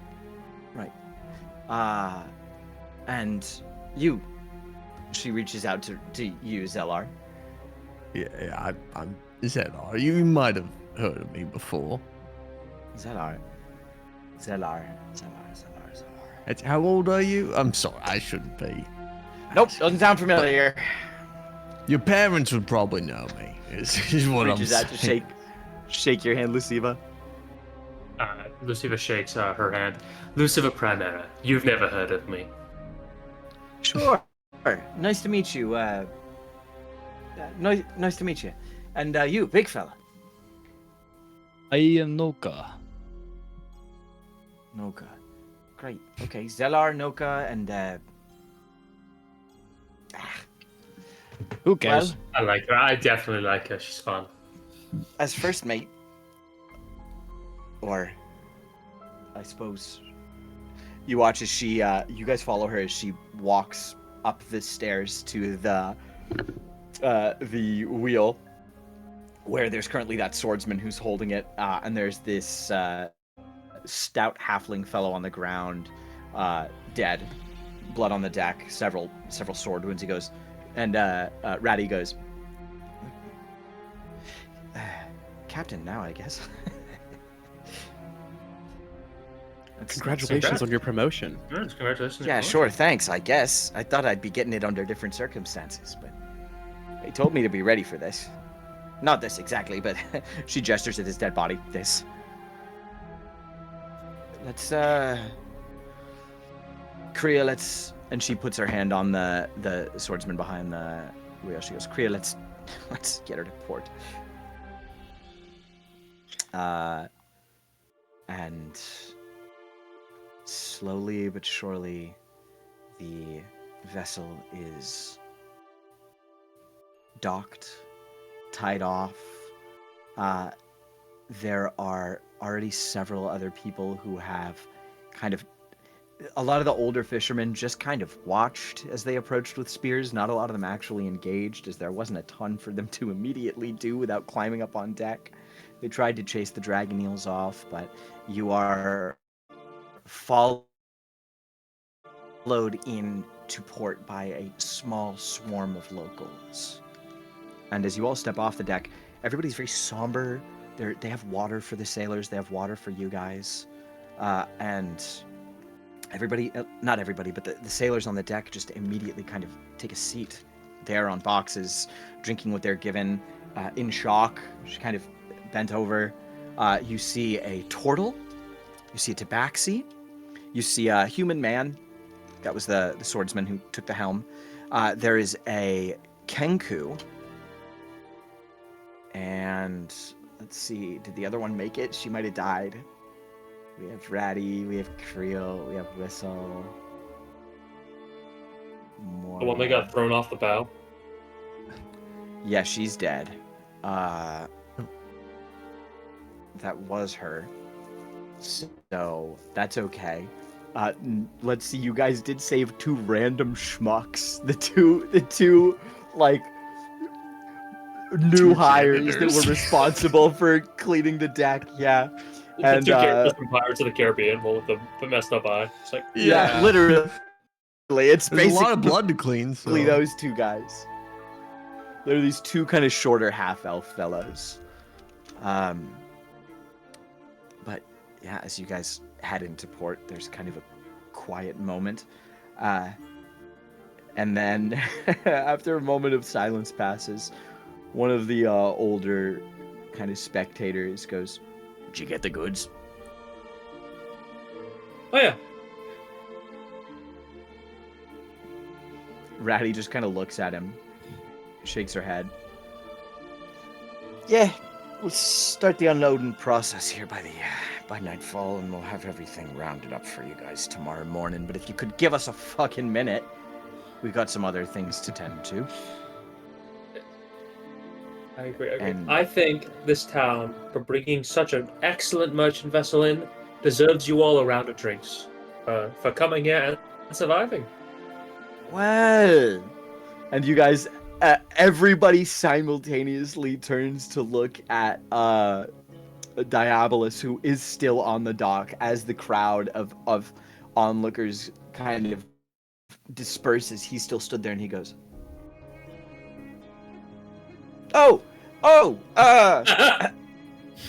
yes, of course. Yes, of course. You've risked your very neck to bring these goods to us here today.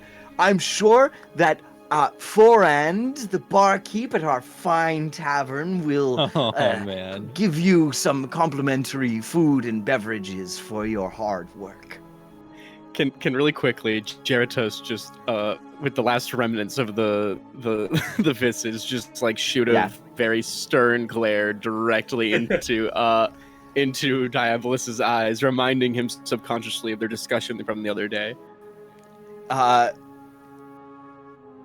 It's an advantage on intimidation checks, right? It is. Yeah, go ahead and make an intimidation check. We have such an intimidating party. That is a 13. 13 succeeds. DC I was looking for was 10, especially given how the last one went. He goes, Avatar "Will, of destruction course, be just compensated for." Jeratos just slowly nods, not breaking eye contact. Certainly. And I'll have the market set up for you by morning as well. Ratty just kind of nods, and Diabolus, before he can be asked anything else, unless one of you guys says something, he will make a hasty Irish goodbye. Yeah. You see him actually walk over. He walks in the direction of the tavern with his head kind of hung, ready to pay Forehand for whatever expenses are going to be needed for later. Right? I did want to ask if as soon as we started moving in, if I could do a cast of scrying sooner rather than later, after we Yeah. made our initial introductions. Yeah, definitely. So it's a 10-minute cast. It's a Okay. wisdom save, Okay. and I do have. Is that a save that I make? No. He rolls the wisdom save, but there's Okay. what you have on him affects his modifier. So ignore the roll I'm Yes, about to make. I 'cause- just need to let go of the dice. Ignore that roll. Yeah. 13, not a bad So- roll. Should have kept it. I have met the target, so that's a +0. I doubt it would be extensive, but I do have its blood, which would make it be. It says minus 10. I imagine that's Yeah. that would make Yeah. it. Then it basically Yeah. needs to roll in at 20. Your DC is at 15. It's 17 for this one. 17. And it was just one Because of the of the regular crucible. guys that you got his blood, so almost Mm-hmm. definitely he will fail the save.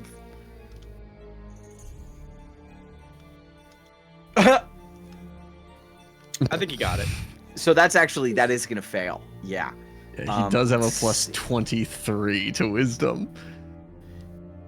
Sensor moves with the target, remaining within 10 feet of it. You can see invisible objects. Sees it. Okay. So Yeah, so for 10 minutes, I You- can see. okay. So as you check in over the course of the 10 minutes after you guys kind of land at the dock, the crowd disperses. You repeatedly check in. You see that this Triton is moving through the water away from the shore. He's moving east out into the ocean for about 7 minutes before he dives much deeper. The ocean is quite deep as far offshore as he went, until you can see ahead of him. The water is very murky and difficult to make out at a distance, but you can see him on the back of a dragon eel. He was picked up by another one of them. So there's two of them on the back of this dragon eel. The dragon eel has a rope through its mouth and is dragging this gunpowder barrel behind it. And you can see it is heading down towards some kind of large, old stone fortification on the seafloor. And then your shrine cuts off.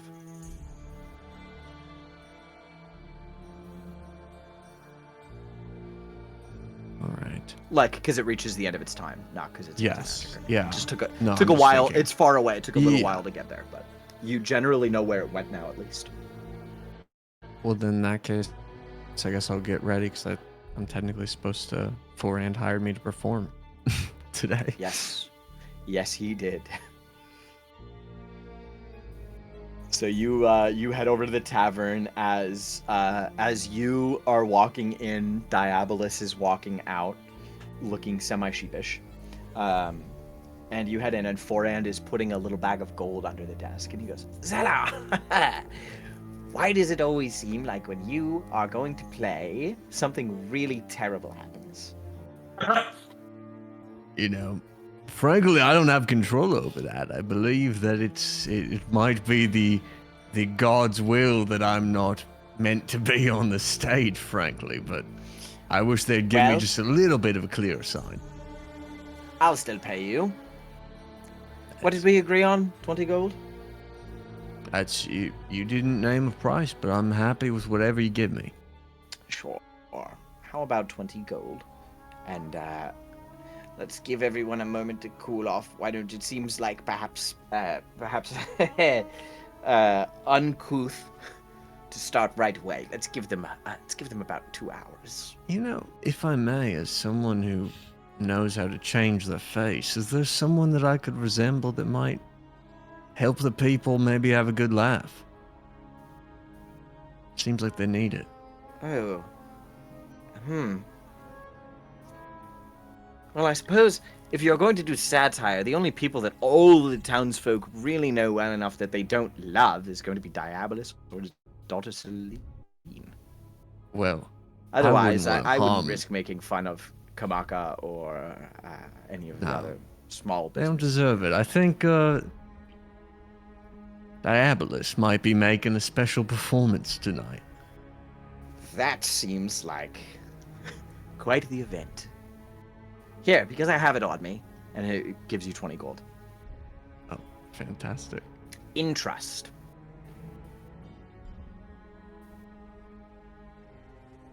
Huh? Anyway, yeah, I'll see you in a couple hours. That's good. And I'll get ready to perform right before I'll disguise as Diabolus. Okay, if you want to take a little bit of time to practice, make a performance check preemptively. We're going to call it a DC Yes. 15 to Okay. give you advantage on your performance check later. 26. 26. Your practicing is going well. Fantastic. Where are you warming up? You warming up on the docks with everyone, or are you getting a room? I'm probably warming up in my room. I think that Okay. Zillar would be in his own space. Okay. What about the rest of you? Luciva will offer to help the sailors to help straighten up and get them docked and get them set up and rolling. Sure. The whole time Luciva's doing it, I'm scouting for things that I might like, for that would potentially show up in the market. Okay. So you meet Creel. Creel, Kreel. He's the human. He's the quartermaster for the ship. He was the swordsman. There's Ratty. Rats scurry in the night, but Ratty is the tabaxi. Ready. The Kenku, they call him Whistle because he doesn't speak common, but he will imitate the sounds of things as they approach so that it keeps the profile low but the crew aware. And then and then we lost Homegirl, right? Hang on. Who do we have? Tabaxi, The turtle? the Kenku. Oh, the druid. The turtle. Mora. Her name is Mora. She is an old druid. Nice. Huh? Hello. So, yeah. So I'll do an introduction. I'll just be like, I'll be here, and I'll help you all set up and do what you need to do. Okay, and now go ahead and make an investigation check for me. There are many goods that these merchants are bringing to town. What kind of things might Luciva have their eye out for? That's a 10. 10, okay. So, two things very in particular Luciva would be looking for. Okay. One would be a gilded flower for a spell component, for a spell that they just learned. Okay. Worth about 300 gold. And also, Luciva is looking for... I know there's a such thing in D&D called, like, Armor of Glimmer, but Mhm. I'm looking for maybe something more of like a hat of glimmer, a shirt of glimmer, something that, armor, but, some kind of item that changes the appearance of clothing or changes clothing, so that way, mix and match the style however you see fit. On a DC 10, I will give you this. Or not on a DC 10, but on an investigation check of 10, I will give you this. You find a case full of glass vials of liquid gold. Nice. Very nice. Okay. Which you could use to gild your own flower. Okay. Nice. If you want to swipe a vial, you can make a sleight of hand check. Luciva will. Yeah, it's what Luciva would do. I would actually. I'll be smart about it. I'm not. I'm gonna just give appearances. I'll help persuasion check down the line. Sure. You also do. You don't immediately see like hat of glamour or anything, but there is kind of a point where you're going over it and you're keeping your eyes open and you feel like you're at the end of the supplies, and you raise the question to Ratty, and she goes, "Oh sure, it's a makeup kit, but we've got a few. If you're trying to get early access, sure, I could sell you one now. Yeah. So is it specifically a makeup kit, or is it an actual item of glimmer? So it's essentially the way that it's going to work is it is as if Yeah. you had an item on you. You can just use an action to change your appearance. Okay. Yeah, that's what I'd be after. Just some way to change clothing, outfits, attire, fancy suit one It'll work. day. Yeah, robe It'll cloak. work. Okay, cool. Yeah. Quite frankly, I have 50 gold on me. It's what I've got. If Make you're a willing to persuasion sell check. it. Yes. Yep. I rolled a 3. Can I try and sweeten the deal by being like, quite frankly, I would have been real sad if this didn't make it here without my So party and I's I'll give you. I was going to say I'll give you advantage because you literally saved their lives. Okay. Okay, that's better. 16. 16. She goes, sure. Normally it's a bit more than that, but you helped us out a lot. I'll sell it to you for 50 here now. You are a prize, Ratty. Oh, no. She takes the 50 gold. She will give you the kit. All right. And we'll go ahead. Looks like she had a few. Yeah. Everything they have multiples of. Cool. Okay. You help unload the goods. Everything gets on the dock. It is the end of the day. Is there anything you guys want to do before you head back to the tavern to rest? Geritos's nightly routine. Yeah, absolutely. Yeah, I think whatever I want to do can. I mean, obviously, there's kind of the implied Noka's gonna check in with Penna and let him know that he's safe and stuff Right. like that. But Cool. Does not necessarily need to be RP'd out. It just happens. Sure. Tenna is a bit stressed because he's taking care of Shannara and she's still muddled, but he's just home all the time now, so they're easy to Yeah. check in on. Oh, he would tell you that he's decided that they're gonna move in with Fluso, at least for a little bit. Awesome. I hope that Fluso is moving in with them and not the other way around. That's what it is. Fluso's moving in with them. Thank you. I mentioned that last session. I know I did. I love that they're gonna be together with Fluso. I do not think Shannara would survive in the Maze of Books. What do you mean? She'd have a bed. She'd have a bed. They're in all the, aware of that. historical fiction section. Lord. Because she's old. Yeah, there it is. Dude, good. Good one. All right. Sorry, I'm cleaning up the map here. Bing bong. Cool. Hey, Dungeon Master. What's up, playa? Can we get a pee break, or should I perhaps leave on my Oh. own? No, you know what? We have been in it for 2 hours now, and normally I would have called for one about 20 minutes ago or so. So yeah, as you guys return to shore, as everybody kind of licks their wounds, and there's this sudden pause in town. What an incredibly aggressive strike, not predicted, and over almost immediately. Great loss of life and material good. And everybody's just kind of racking their brains around that. Let's take 5. All right. 5 minute I break, have a be right bladder of a back. child, so We I will already be back Yeah. at 10:04. I know Gary already went, but he's probably gonna get up anyway, isn't he? I need to stretch my Don't- legs. yeah, My I was lower about to back say. hurts from lifting heavy Don't boxes. you have bean there, Gary? Bro's got I've been beans to getting up stir. and stirring them. I've been getting up and stirring them throughout the campaign. I'm stealthy about it. I've been passing on my You stealth stirring check. your beans. Beans. Wage. Oh man. Liam, how you doing? You're having a vibe. You're having a vibe. Very nice. Very nice. Yeah. Ooh, what'd you make? PB&J. Hey, listen, that's tried and true. Well, That because is tried and true. I was hungry. Over some thing. Kayla wanted me to wait until she was home to start having. Heard. Heard. Okay. Very nice. Very nice. I am very happy I found that I'm gonna call it the Kit of Glimmer. I think he said like makeup kit. I'm just gonna call it the Kit of Glimmer in my inventory. It's very nice for me. What's it do? I Exactly? don't have. I can change the big thing I was after was change the appearance of my clothing. Okay. And I don't have any money now. I have like no money.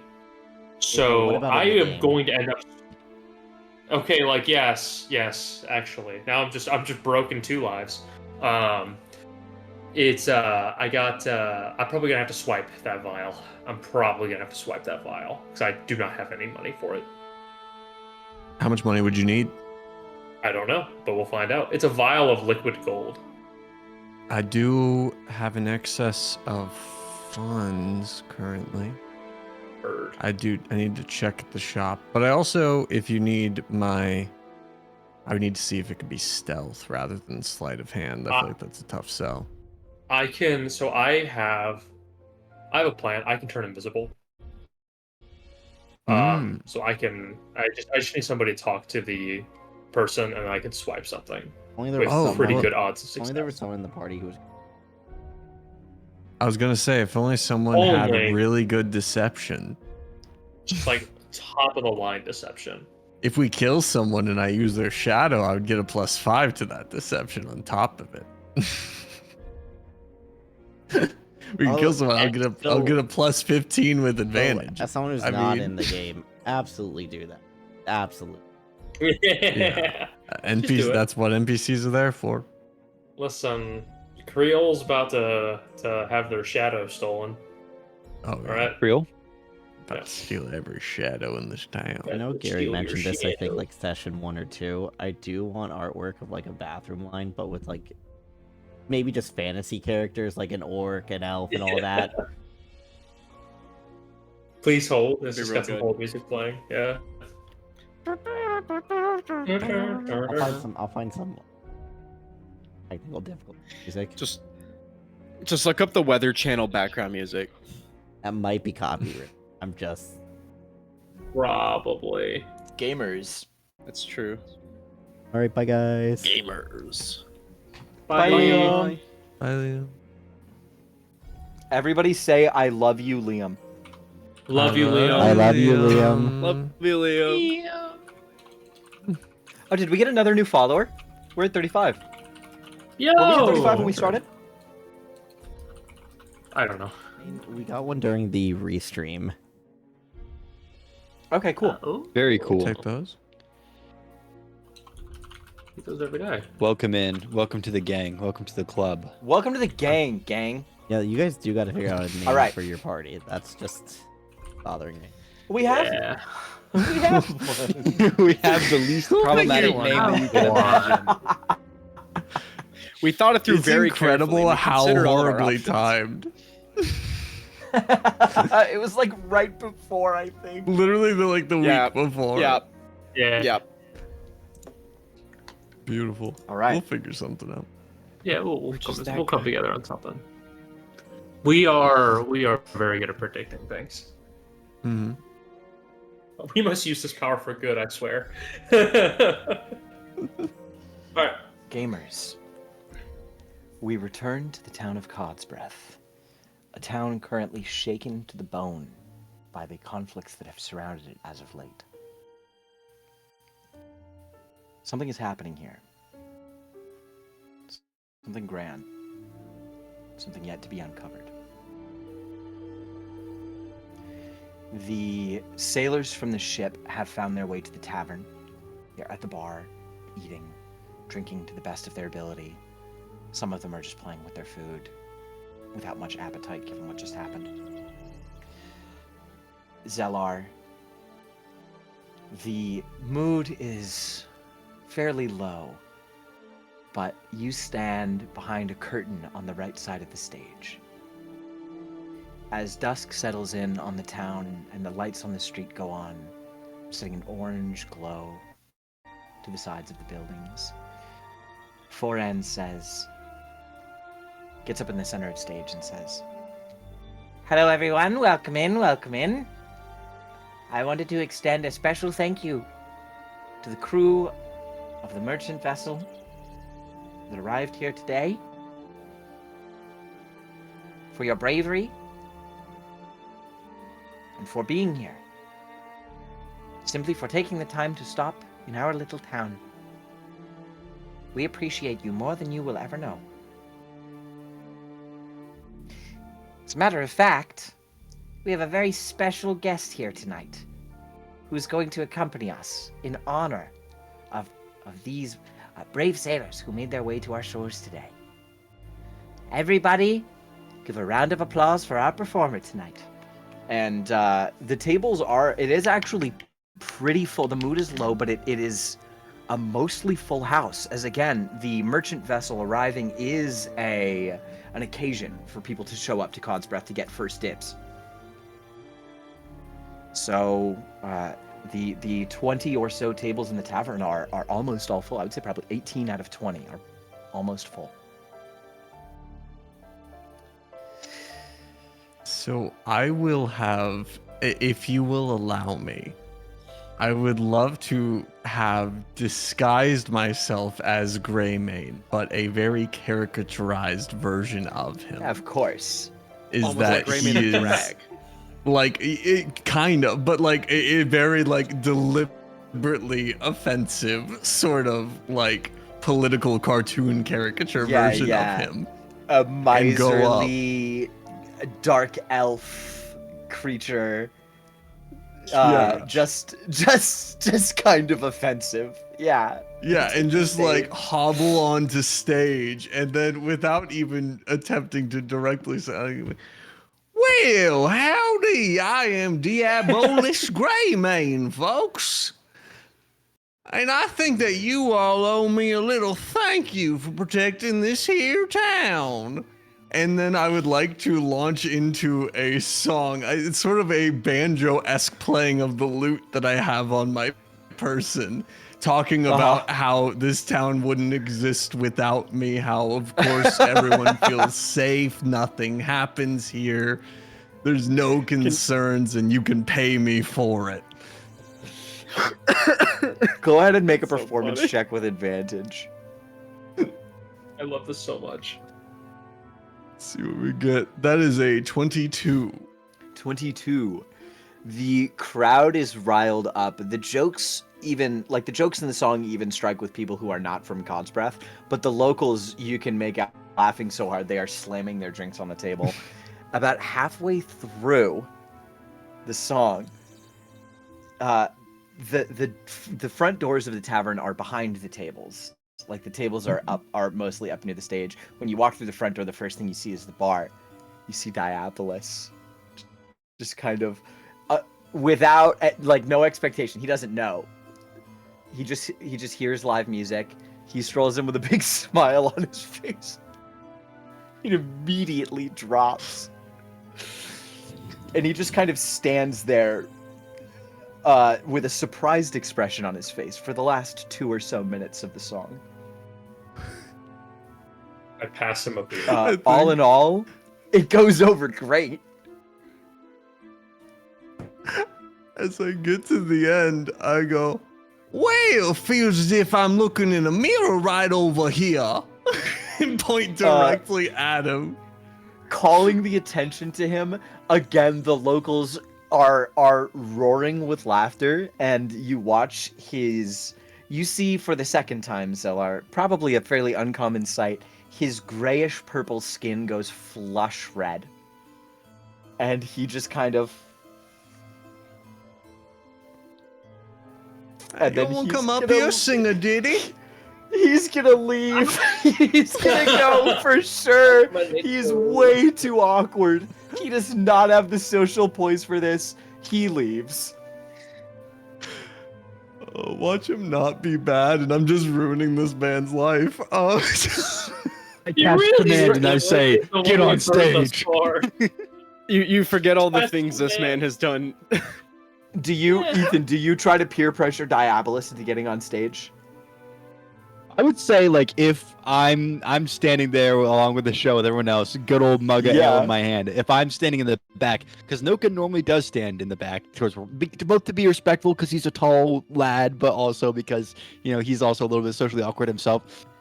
He puts his big hand behind Diabolus, like kind of like patting him on the back like that, like kind of trying to nudge him forward, but obviously like he's not like grabbing Diabolus or anything. If he wants But to he's sneak giving around, him he most a definitely few can. healthy like pushes from the back. Exactly, yeah. If you want to make, I'll give you 2 options here. You can make, I'll give you 3 options: intimidation, persuasion, or athletics.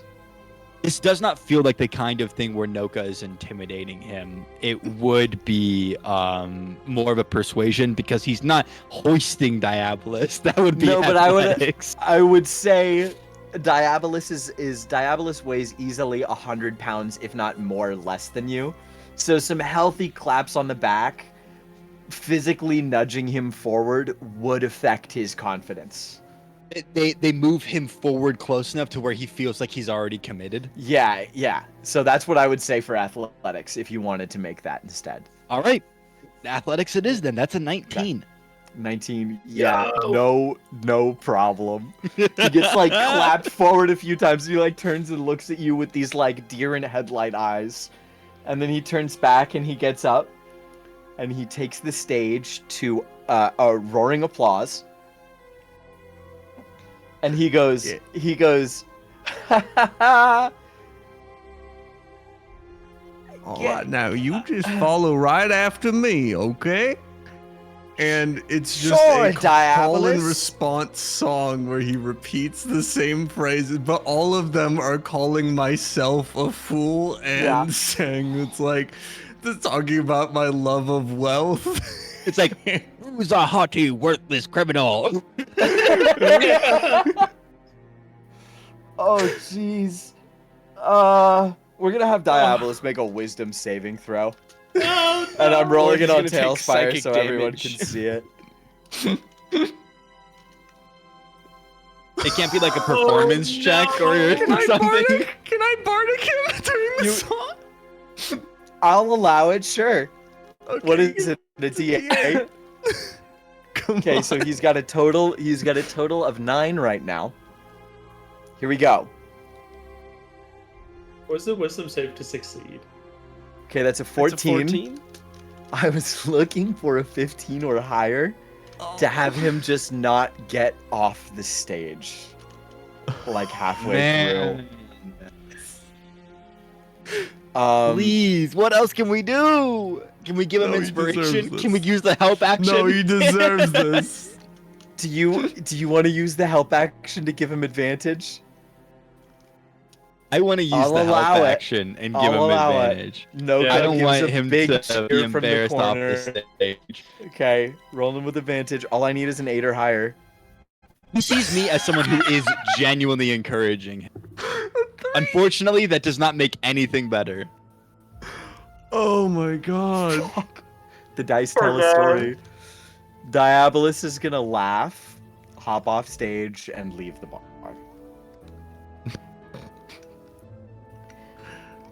Do you do after the song wraps up? I mean, the crowd loves it. They will. Is tip there a you. rowdy applause as he walks out the door, leaving? Yes, Like people are glad to yes. see him go. God. Yes, there is. You get tipped like across the performance 25 gold pieces, Huge. which is Fantastic. like an insane amount. Yeah, I think as the performance wraps up, I'll take off whatever cap I was wearing, and then every single time I walk up to a person, I just like bow down. There's just like such a shiny bald spot that I Oh, put here boy. for him. Like, well, thank you for your patronage. Every single table. Yeah, it's great. They love it. They love it. Oh man, I'm gonna die in the night, and The that's performance okay. wraps up. Everybody Iron cheers Maiden. as you walk off stage. Forand gives you like the like least coordinated high five. Yeah, does Diabolus have like a personal guard or something? Do we need to keep our watch up? Forand goes, "That went amazing." I'm very glad you liked it. I appreciate the opportunity. I'm just I mean- glad that the guest of honor could make it. Right. That was a surprise. I wouldn't worry about him. All right. Yeah. You know this place better than we do. He's not a good man. Sometimes some people need to be knocked a few pegs down. You know what I mean? Oh yeah. We don't need to spare people just because they're human. Right. Completely agree. I like that mindset. That's a dangerous mindset. I like don't that love mindset. that. I like Lucifer is vibing with that mindset. I'm okay with it. It got me paid. Anyway, I feel like You- what's fair is fair. I mean, that was great. The bar was doing fantastic sales during that number. I'm not gonna lie, they're still absolutely raking it in. Most people are getting up to go there now, but yeah, dinner on me, room on me as usual. Great job. Too kind. Great Thank job. you. Thank you. to your forehead. You know, Yippee! God's Breath is not the most popular town in Aramai, but it's not. It doesn't see. It's not like it doesn't see its fair share of visitors. I don't know how long you'll be around for, but you seem to be a popular fixture. So, just keep that in mind. Certainly will. Sure. Go see your friends. I'm sure they have great things to say about that. And he claps you on the shoulder, and he will make his way back to the kitchen, where you don't see it, but he will resume the appearance of Saggy and start chefing it up. Love it. Right. Yeah, so I would just like go back and probably make like a little show of the disguised self ending this time because I'm Yeah. used to like prettying myself up and instead just like transforming back into my normal self and taking some Right. bows of the group as I join the grander friends form. again. Sure, you make your way to the bar. Everybody's there. The tavern's in lighter spirits now than when you started, for sure. Jay and Sugar are there. He was Only absolutely people I care drinking about. with Jay and Sugar. Yeah. Yeah, Jay's got his his reach is 10 feet. His arm is like wrapped around Luciva, but comes around far enough that he can still comfortably drink from his mug. Such a vibe. That was brilliant. I That thought was you funny. absolutely knocked it out of the park, Zella. You're a funny guy. Thank you. I figured, he hasn't quite gotten his comeuppance from a lot of the things that he's done yet enough. So, if anyone was getting their due, it's gonna be him. I didn't know Absolutely. the guy, but it was painful to watch in the most entertaining way. Oh, that's right. You've never met him. No, I don't know the first thing about him. Yeah, best keep it that way. Neither did Sugar. We were both just happy to see the general response. Seemed like it was pretty funny, so I laughed. Yeah, that's good. I'm glad you could read the room like that. Kind of a Sugar, follower, what'd you I don't think? know. Kind of Sugar- a follower, I don't know. Sugar is sitting in an empty ale tankard with her arms over the edge, and she goes, "Yeah, I mean,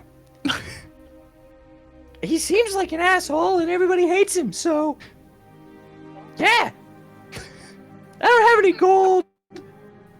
That's what I'm you're not asking. not Oh, yeah. asking for pay. No, I thought it was good.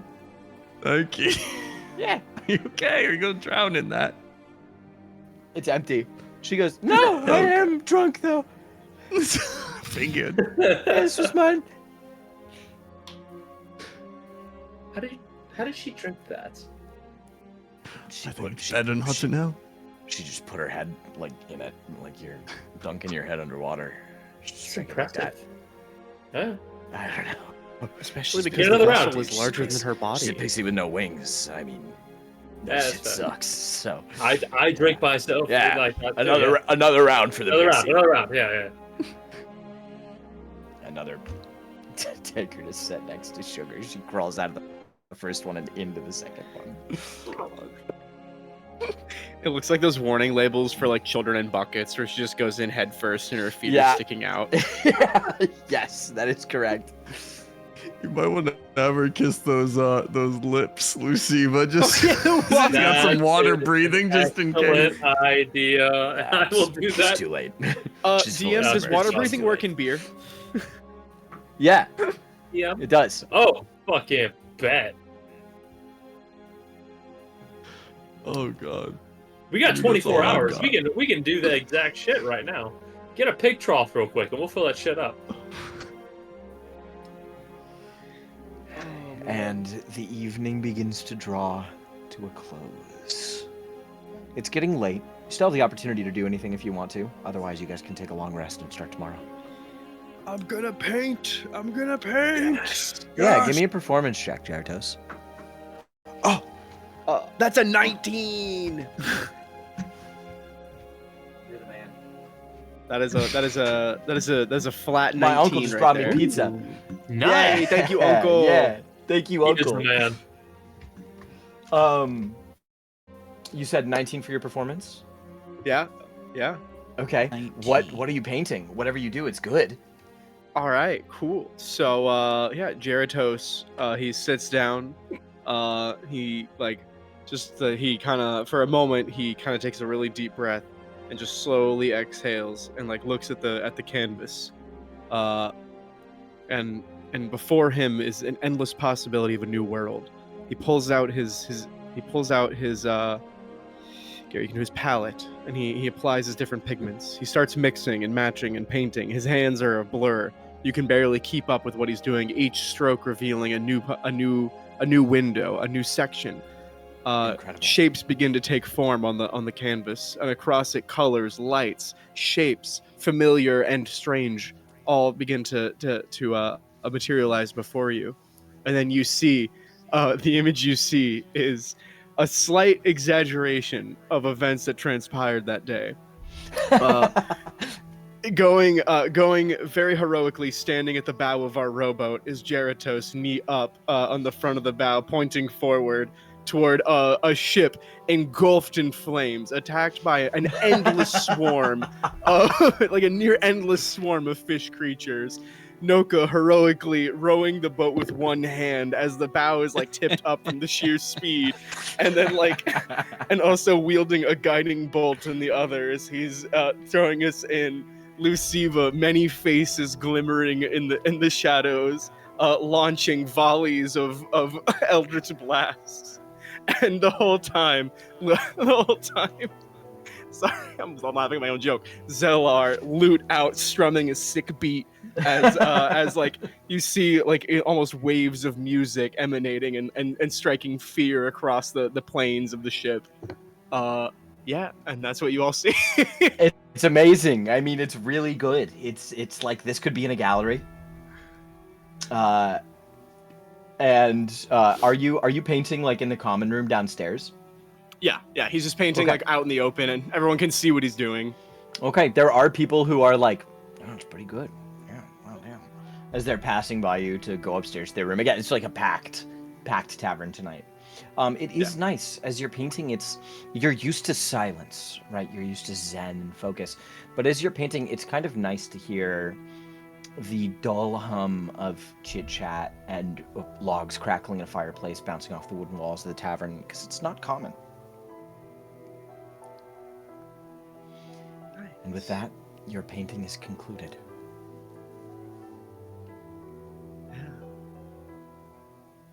I mean, as always, he would just kind of leave it there overnight to dry, just so course. like all the varnish and everything can set in, and like all Sure. the pigments can settle. Okay. Very nice. Then you go to your room for your rest. Yeah. Perfect. Zelar, are you doing anything before the end of your day? No, I think I've covered everything I want to do. Okay. Perfect. Zelar heads upstairs feeling accomplished. Luciva, anything? Luciva will go ahead and wrap up the night as well. We'll go ahead and kick it. Noka? I think that's it. Evening routine's necessary. Gotta talk to the fists. Gotta make sure they know I love them. Absolutely. But after that, Oh yeah, it's time to hit the sack. I Jared did can actually hear speak him mine talking earlier. to Shinar and Tena through the wall. Okay, yeah, you're right. You did. I did Could I- during combat. I could I do a scrying on Greymane?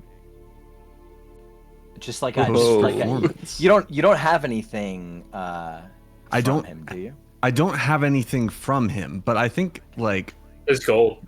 I know him fairly. You know him well. I would call I that do have his familiar. money if that counts as like Yeah, an you other have- possession for like a +4 to the DC, but that's your call. I wouldn't consider that because it's given to you. Right. But I would say like you could get a picture of him. You could get a likeness of him somewhere. Okay. So, -7 to this wisdom save. Yeah, nah, he fails. It's a 2 plus his wisdom. That is definitely still single digits on the low end. So, yeah. Yeah. Yeah, so just I see him for 10 minutes in that. Oh. He's just crying in the bathroom. He's crying. Oh. He's at his desk, and you see him sitting at the same desk that he was at when you like did your Celine prank. So it's also split and kind of broken in the middle because I did punch it to break it. Oh, so it's a nice he's at a different desk. broken desk. He's at a desk like next to the ruins of his broken desk. He like dragged a different one over. Oh, that's That's crazy. He's working on a legal document. And this is the legal document that he's been working on every time you've pulled up to his house in the last couple of days. Because of the nature of the scrying sensor, you can't see perfectly what he's working on. He's kind of stopped working on it, and he's just leaning on one hand right now. The pen is on the desk. But you can make out that it's you see his name in like big letters on the top, right? You see a lot of small text. You see Celine's name several times. Not the will, bro. Dang. So that's what you get for scrying on. That's what you see when you scry on Diabolus. A job well done, and I go to sleep. It makes Zelar feel warm and fuzzy inside thinking about Diabolus dying. Luciva. You saw a number of things today on the ship that strike a minor chord with you. Hang on, I'm so sorry. Give me 1 second. I need to confirm something. He's doing his own research? Doing my own research.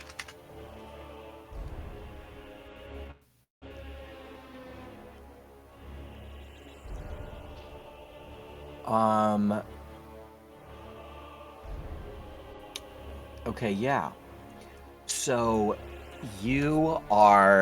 this is kind of what I would have told you if I didn't drop the name of what they were multiple times during the fight, but you're gonna get some information here anyway.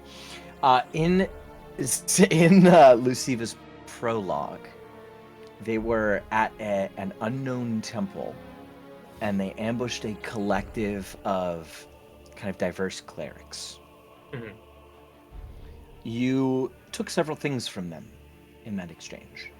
Things that you've glanced at, skimmed since, just simply haven't had the time to pore over every word, but you were going to get there. Yep. You saw emblems on the shields and the weapons today. It struck a very familiar chord with you, and you went poring back over those clerics' texts. And as you lay in bed with the candle flickering next to you, it does everything it can not to be stifled by a shadowy presence clinging to your shoulders like an excited child with the same sense of longing for information as you have in this moment. Page to page, you thumb through a collection of forgotten deities. You pass over a few until you find the page with the symbol that you correlate to the events on the ship today. Persana. Persana. Persana. Immediately credited as the god of construction and guardianship. The book goes on to quickly denote the silence and mystery that surrounded this god. There was never a great duration in time in which Persona was worshipped on the surface. He is denoted later as the Justice of the Deep, with independent research crediting him as the creator god of the Triton race. The thing that jumps out at you, his alignment is neutral good, generally speaking. As you continue to dig through, he encourages the acts of his followers, the Triton, which are almost always benevolent. Persona himself was there's a mythos, whether it's super accurate or not, it at least contains traces of the truth, in that Persona created the Tritons to ward against rifts at the bottom of the ocean, at which point their responsibilities expanded to being the guardians of all kinds of rifts, fey crossings near the water in particular.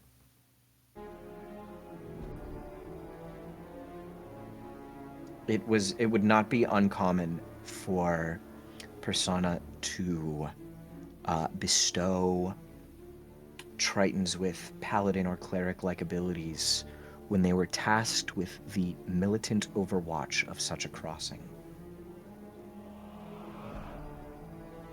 Immediately, it reminds you of the ruins that Fluso came across in his youth, the dragon eels, just like you saw them today, the mounts of these Triton. But why are they slaughtering innocent people? Why are they in communication with a hag coven?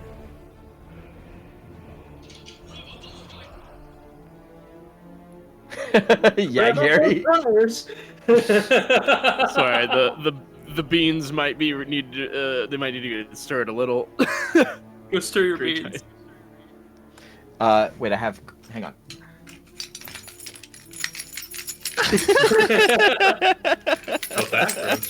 Okay, the Triton have this god Persona, right? Yeah. Okay. So good. So good. Anyway, you close the chapter with more questions. And you roll into an uneasy night's sleep, unless you do something else. Yeah, Luciva will close the book and just like laying on the bed like a girl diary, like putting in her diary, like kicking his feet. Your feet kicking up in the air. Kicking up in the air. And he'll like not like look all the way over his shoulder, but it's rather interesting, don't you think? As he'll speak to the darkness in the room. More questions than answers. My favorite. That's part of the fun, is learning what all those little questions have for us. We walked around quite a bit today. Did you see anything that I haven't fed you in quite a while? See anything that you'd like? Yes. Oh. Yes. That glamour kit you bought. Yes. Delicious. I'd very much love to give it to you. I think you know why I got this. Steal one for me tomorrow. Steal one? Steal one. Well, I don't need to tell you what happens if I get too hungry, Luciva. oh, I have a pretty good feeling I might be worth an arm and a leg. More? But more? I don't really want that so much. Well, I'll see what I can work out. Don't you worry too much. I'll keep you fed and happy. Good. As long as you also obtain your end of the bargain. More for me is more for you.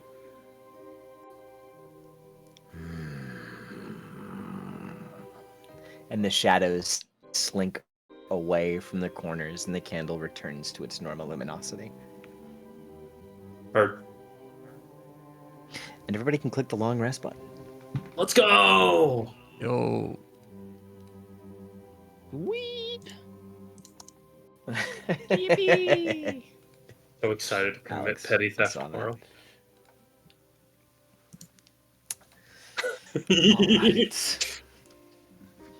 Gamers. Morning comes. Hey yo. Hey yo. The streets outside of the tavern, especially, are quickly packed. Merchants put up stands very early in the morning, 6 a.m., as Kamaka and other familiar faces line the streets with goods acquired from these traders. Some of the traders themselves, you don't see Ratty out there, and you don't see the druid, but you do see the other two. The other two, the Kenku and the human man, they're both working a stall together. Otherwise, there are merchants from outside of town who have arrived, purchased goods, and are reselling them almost immediately.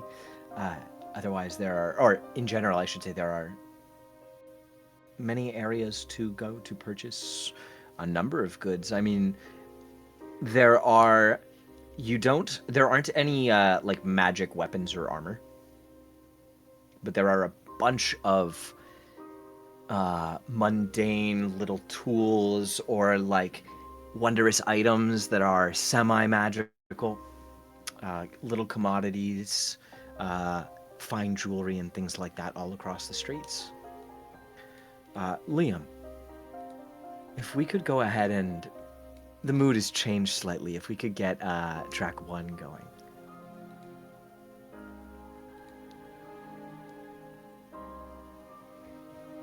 And I'm gonna take another bite of my pizza. Yeah. Pizza. Rev up those fryers. Liam! Oh, so good. I love that so much. Thank you. Liam! Good man. Thank you, bestie.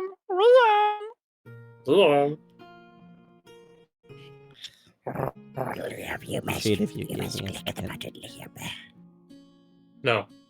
There is no time left for you, Liam. You must press the button. How dare you expect people to have patience, Liam? Dare you? Okay. Liam, you want us to pay attention in this economy? Do Are you you guys- kidding me? Do you guys want to go shopping? I have to. You don't? I mean, yeah. You're offering guys us can.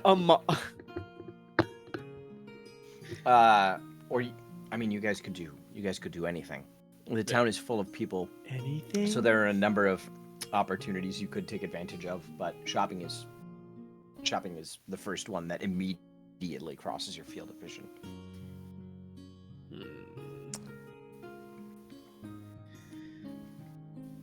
If there was jewelry that could help me on my saving throws in some way, I would love to try and find that.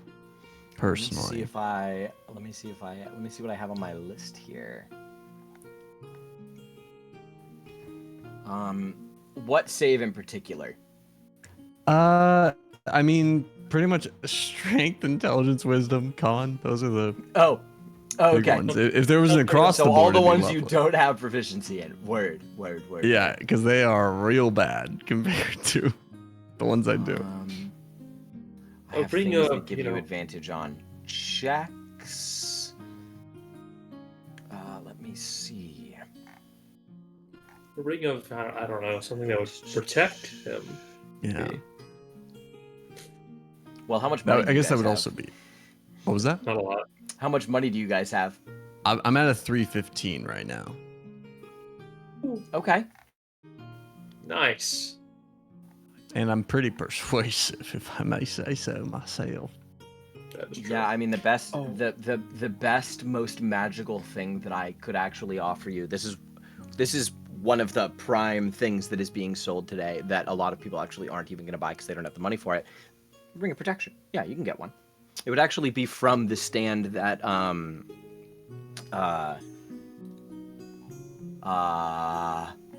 are my people? It would be from the stand that Creel and no, not Mora. Creel and Whistle, the Kenku. That's right. Sorry. Woo! Oh, So good. yeah, Creel and Whistle are peddling some magical jewelry.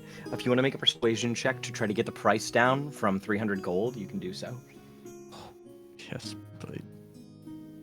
And you can do it with advantage because it's actually Creel and Whistle who you saved yesterday. All right, I rolled a 25. I'll roll again just to see. Yeah, 25 still stands. Okay, 25 will get you. Whistle goes, and Creel will give you 40% off of 300. So, Wow. 120 off. yes. So, So- 180.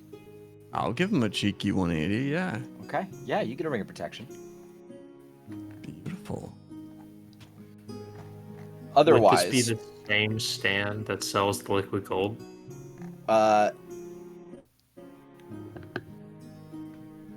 It can be.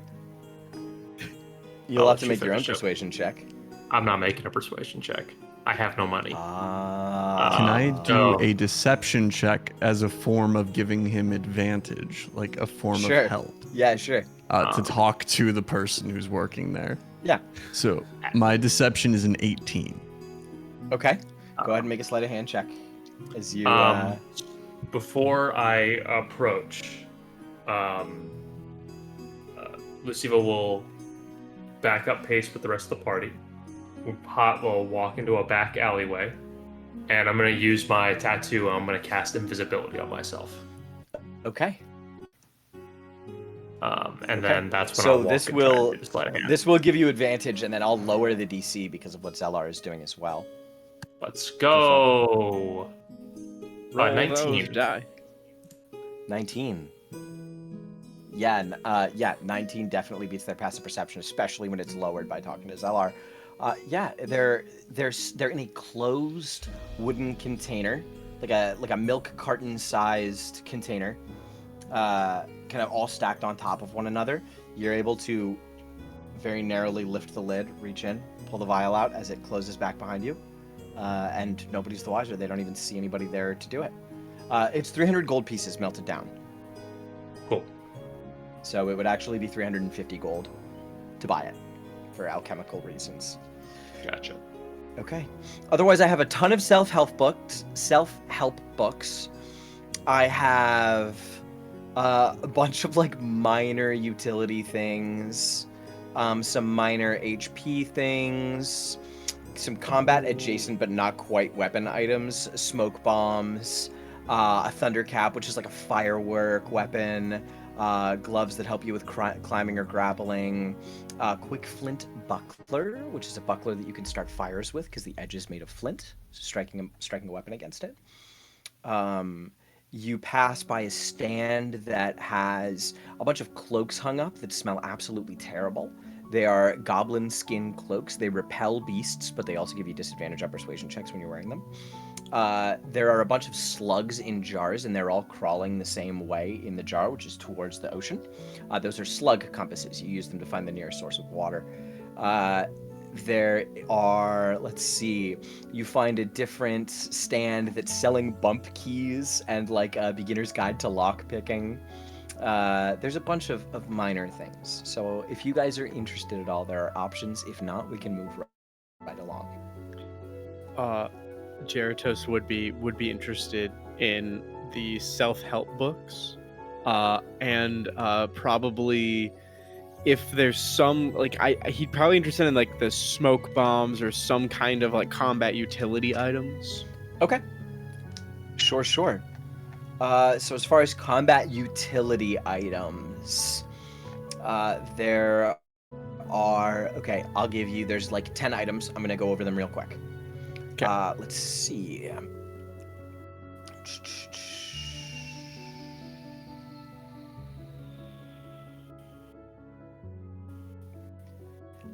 You could get a. That's not super great for. I mean, it's not. It is combat adjacent. You could get a Tinker's Belt, which allows you to interact with items like potions that normally would be a bonus action as a free action instead. So you save your bonus action. There's like I said, the Thunder Cap, which is a firework that you slam into the ground, triggers a DC 11 con save or a deafened effect in a 10-foot radius. Smoke Orb, which creates smoke that it's heavily obscured for 30 seconds or until it's dispersed by wind. There are Claw Gloves, the gloves with like little claws on the inside where your palm is. You can attempt a disarm check, or you get advantage on grapple checks, and you can deal piercing damage to someone when they grapple you or try to disarm you. And then there's the Quick Flint Buckler, which is just a non-magical shield, but you can use your reaction to strike your weapon against it if you are within 5 feet of something flammable like oil or another flammable surface. Okay. And what about the self-help books? Self-help books. Oh, I also have sticky caltrops, which are like normal caltrops, but they stick to the person's foot. There is the Swordmaster's Margin Notes, which is a Swordmaster's training manual. You can interact with it over the course of a long rest or a short rest, and it gives you advantage on the next attack roll you make with a melee weapon, just one time, after you like skim it. There is, let's see, the Diary of a Failed Adventurer. It's like a mass printed book, but skimming it in the same sense over the course of a short rest or a long rest will give you advantage on a the next saving throw that you make against a spell or a trap. Let's see. There are Goblin to Common phrase books and Fey to Common phrase books that give you advantage on charisma checks made to avoid violence with those creatures. Let's see.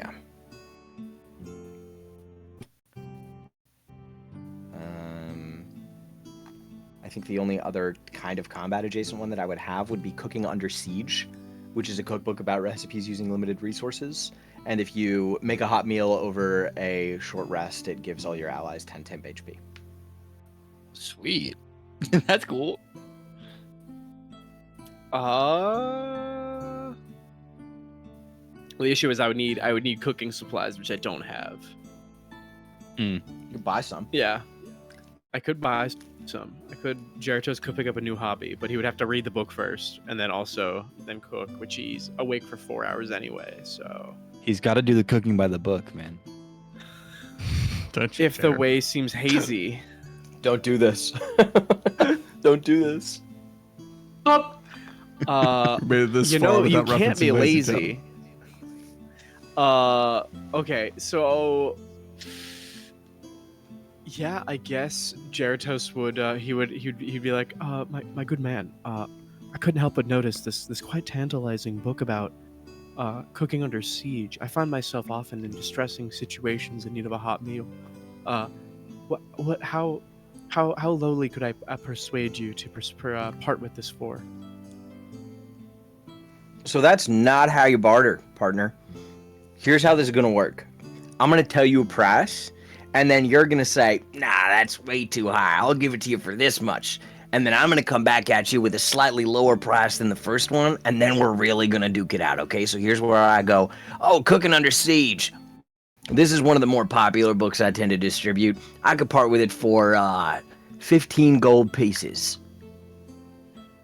Oh, now if I am understanding correctly, that is a price that is too high for myself, and I must. You're getting it? I must counteract with how does 5 gold pieces sound? 5. Ready? Okay, here we go. 5 gold pieces? What are you trying to run me out of the house and home? Look, for you, pal, you seem like a pretty level-headed fella. Lowest I'll go is 11 gold. Now, if you want to pitch lower, Gary, make a persuasion check. Okay. Zalar is pantomiming to you to get lower. Directly behind the guy. 2 gold. 2 gold. So what I'll do is I'll roll the persuasion first, and then I will base what Jeritos says based on that. Okay, sounds good. That is an 11. So, Jeratos would kind of do like a side eye towards Zelar, who's very obviously doing this, and just kind of go like,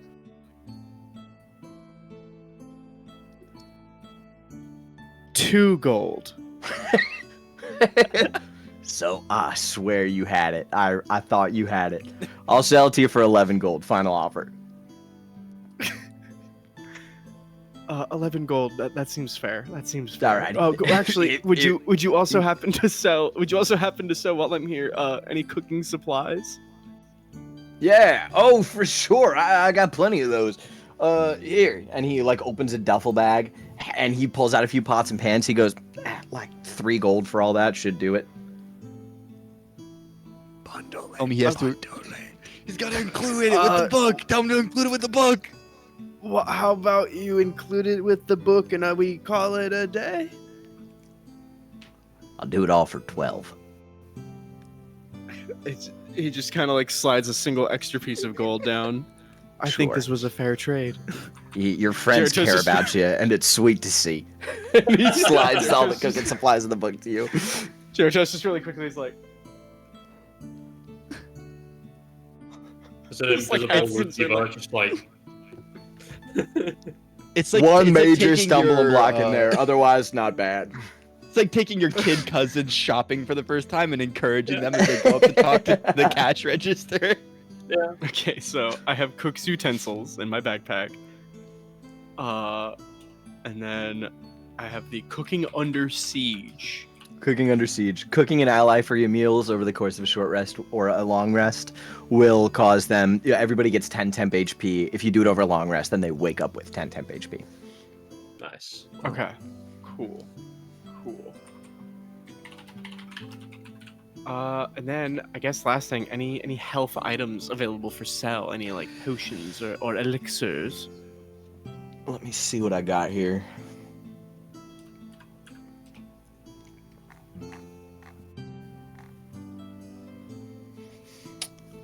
Potion seller. Give me your finest potions. I'm going into battle.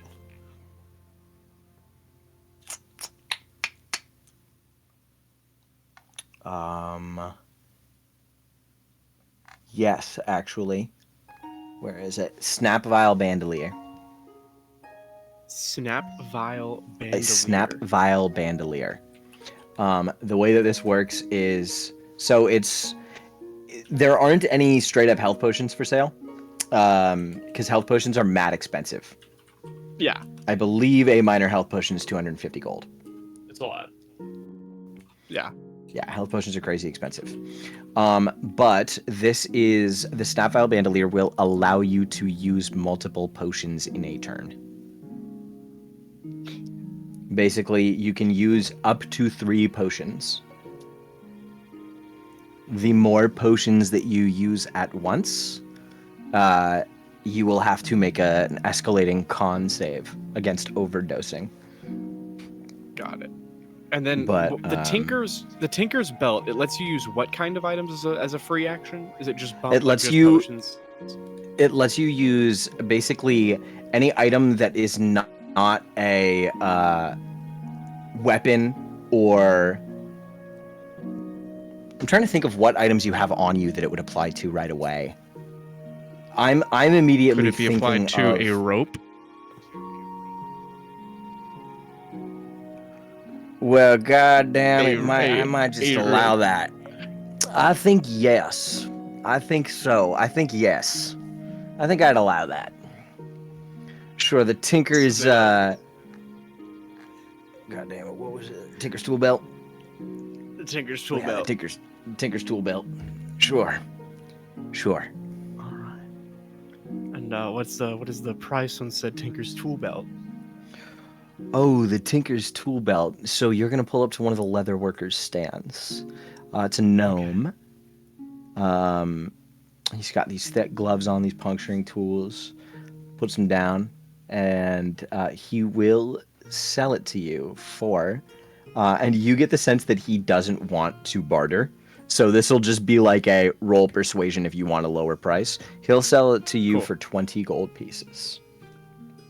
20 gold. I will roll persuasion just to try anyway. Just because I can. Oh, we'll roll some persuasion to see what Gyarados does. That is 19. Ooh. All right. 30 gold. So. Oh, price sorry. went up. Sorry. What were you gonna say? My fault. My fault. The price went up. Oh, did I say 20? Gyarados is gonna. You said 20 I before. said 20 and then I you went to said- 30. My fault. I thought I said 40 and was dropping it to 30. So I'll go from 20 to 15. Okay, yeah. So Gyarados walks up and he goes, "Now I see this lovely this belt has been crafted quite lovingly. I can tell you put a lot of time and effort into it. It's a shame to see it just sitting here without a home." I love to see it when a customer knows quality. And I love to see quality when I see it, my dear man. But I'm afraid that the 20 gold price point might be a little too steep. Could I offer you 15 instead? Sure. Yeah, I'll take 15 for it. Sure. And that is a deal. We should shake Okay. on it. Cool. I got the Tinker Belt. Oh yeah. Yeah. It's You gotta take us Lucina and to a Zelar still behind him, like, Okay. Two. Did All anybody right. else want to look for anything? I am looking for that kit, that disguise kit, or Oh, glamour yeah, kit. you find the stand that's selling the glamour kits. They're selling clothes and hats and regular makeup and things like that too. So, make a sleight of hand check. DC is going to be higher than it was a second ago. The more things you steal, the higher the DC will go. Gotcha. I'm imagining I went and I grabbed the liquid gold, and I immediately scurried my way on over. You're to still invisible. Yeah. Still invisible. As Luciva is walking on over to the section where the glamour kits are, Corbin is going to fly on the opposite side of the stand and just cause a racket, like a crow that just flies in, causing all kinds of a mess, and use the help action for Luciva to go ahead and try and make this with advantage. Okay. This is like it's like a small business owned by two women from over from Snaggletooth Bluff. Jesus And Christ. the crow starts like ripping into stuff, sending like a sewing kit flying and like a ribbon from one of the dresses, and like starts pulling one of the hats off the rack, and it like rolls away. One of the women runs down to chase it, at which point you reach in and try to take one of the glamour The kits. chaotic neutral party member when they have a chance to be as evil as they possibly can. 21. 21 is going to succeed. You successfully snatch a glamour kit in the ruckus. Corbin flies away. All right, I will go and I will tuck the glamour kit away. I will then go ahead and uninvis.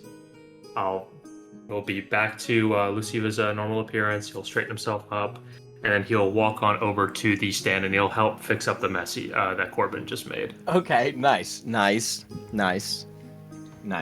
We keep You do. that neutral boundary. Corbin didn't make a tremendous mess. He more just like threw little pieces of shit everywhere, so you help them gather it up. Okay. Nice. Zell, are you looking for anything? / Noka? I don't think beyond. I think the Ring of Protection's all I wanted to spend. Oh, yeah, on my for fault. now. For how much it was. Yeah. Okay. I didn't hear anything like perhaps what I'd be looking for, but Noka more generally is just like, I don't know, maybe looking for like magical artifacts or relics, things that would be related to nature or could perhaps heighten his perception of nature and his environment, because he's very dull to that and should not be as I a have something nature for priest. I have something for you. I have the field guide to Ereme Flora. So that helps you identify edible and poisonous plants native to the region, talks about topography and things like that. The mechanical impact is that you're going to gain advantage on a nature or a survival check involving local terrain, herbs, flora, fauna, anything like that. Sweet. So that is something you can skim every time you take a short or a long rest, and it'll give you advantage on that first check every time you do it. Okay. There's also, I swear I have something else. The 100 Cries of the Forest. helps you identify creatures from afar with a successful nature check before you have to get anywhere near them. Sweet. I like that. And then let's see, what else do I have? Anything nature related? I have the goblin scented cloak, which I talked about. It's the or goblin skin cloak. It just keeps beasts away from you. Let's see. Can I wear it if I'm also wearing an adamantine half plate? The goblin skin cloak, yeah. It doesn't require attunement or anything like that. It's like you just throw it over your shoulders. It's just gross. I mean, it's like not physically gross. It's like the inside's kind of nice. It's like exactly. weatherproof. I mean, it's like leather made of goblin skin, and it stinks. Yeah, exactly. And then I also have a hunter's whisper's whistle, or hunter's whisper whistle, which is a whistle that's only audible to beasts and monstrosities. So good for luring or distracting or calling something to you. I think that's it as far as nature or survival related things I have. Okay. You can get the books from the same place. Okay. If you wanted the whistle or the what else did I say? The whistle or the cloak. The whistle and the cloak are both going to be at different places. Okay. But theoretically, you could bundle the books if you're looking to save money. What is this Yeah, game? What are we playing right I do for sure. Capitalist want to go simulator. I do for sure want to go pick up both of those books, and I want at the very least the goblin skin cloak. I don't know about the whistle, but the goblin skin cloak sounds really fun to me. Quickly before I make you RP out the whole thing, is there anything for Tenna or Shannara that they might want that I can bring back to them? Do I see things that catch my eye? Because I know Tenna likes Fey technology. Yeah, if you're just looking for some fun stuff, let's see.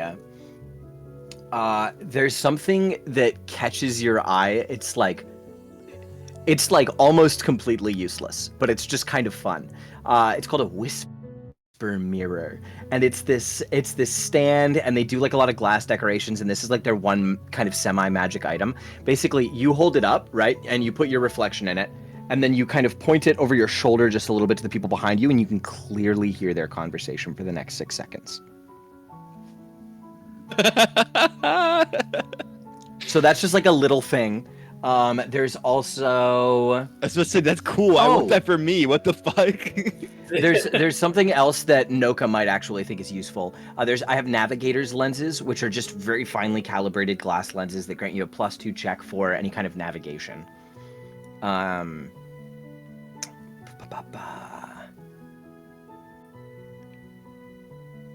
Yeah, and then you get the sense that Tenna would probably love like to have some smoke bombs.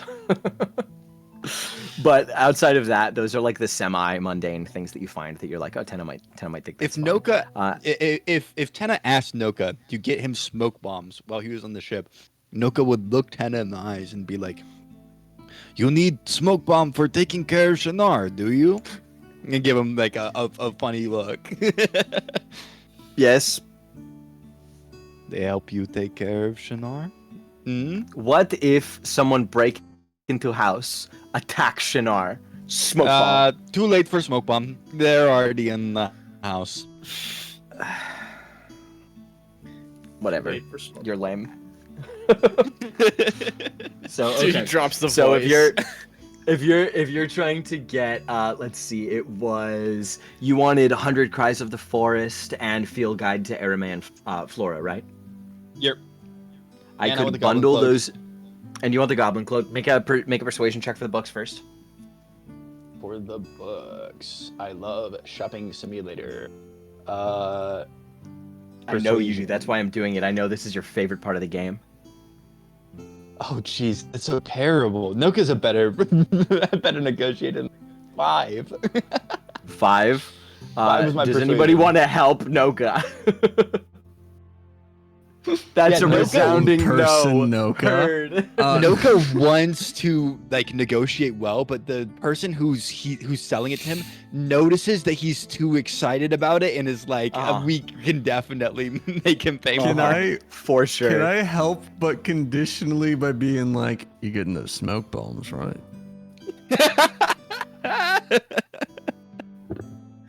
Little brother those does look smoke quite sad. bombs.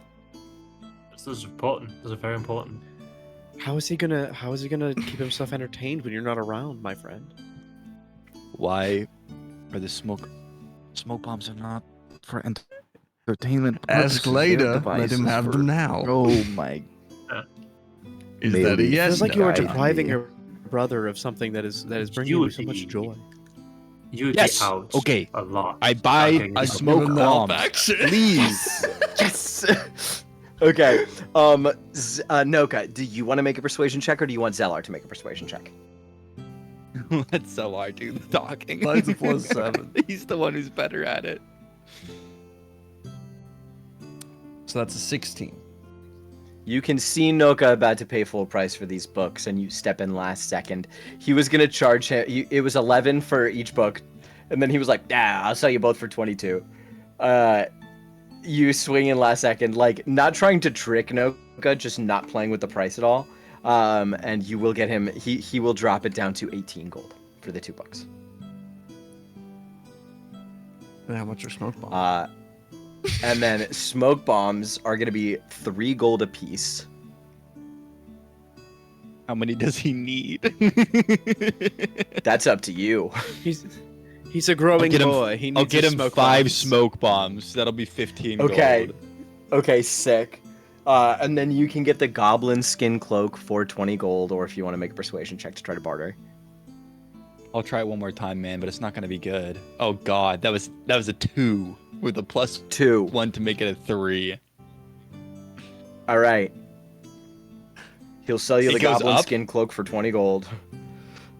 I was about to say, I was worried it was gonna go up because I'm No, persuaded I so said badly. 20, right? 20 was the first number? Yeah, you did. Yeah. I just, yeah, he's not maybe gonna- if it was yeah, a the nat price isn't 1, you moving. would have 20 gold. made myself negotiate higher. I offend him, and he goes higher. All right, 20 gold. I got the goblin skin cloak now. So it gives beasts disadvantage on attacks against you. And I think saving throws. It's basically the protection from good and evil spell, but affecting only beasts. That's cool. It also gives you disadvantage when you're making any kind of persuasion or charisma check with someone. But your persuasion was If so I'm good. raising people up.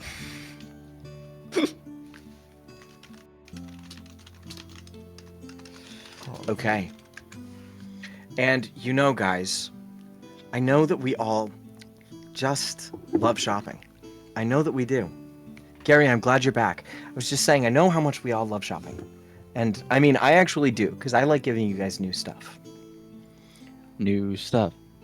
But it's 11:08. So here, in the center of Cod's Breath, in the middle of the market, as the party haggles for goods amongst the chaos of the evening last night,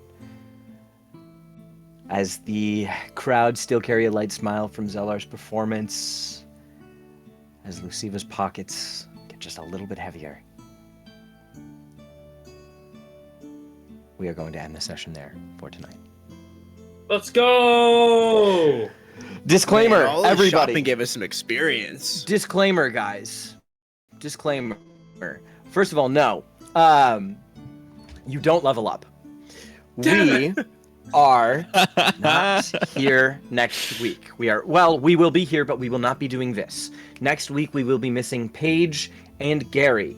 Everybody say boo. Boo.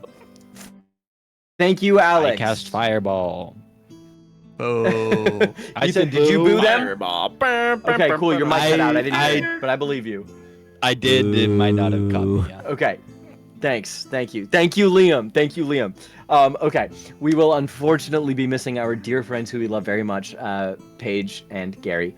But we will be hopping back in with our drinking game, our Baldur's Gate 3 drinking game. So that went pretty swimmingly last time. So I believe Ethan and Alex will both join us next week. Ethan, will you join us? Because the rule is that you have to take a shot when you make a He character. did say he'd get his absolute bottom shelf vodka. Yeah. Yes, I said I'd get my highest quality bottom shelf vodka. Yeah. Last time Zane So did we will 4 be shots. picking up. Did 4 shots. Oh in yeah, an I hour. was. It did not go well.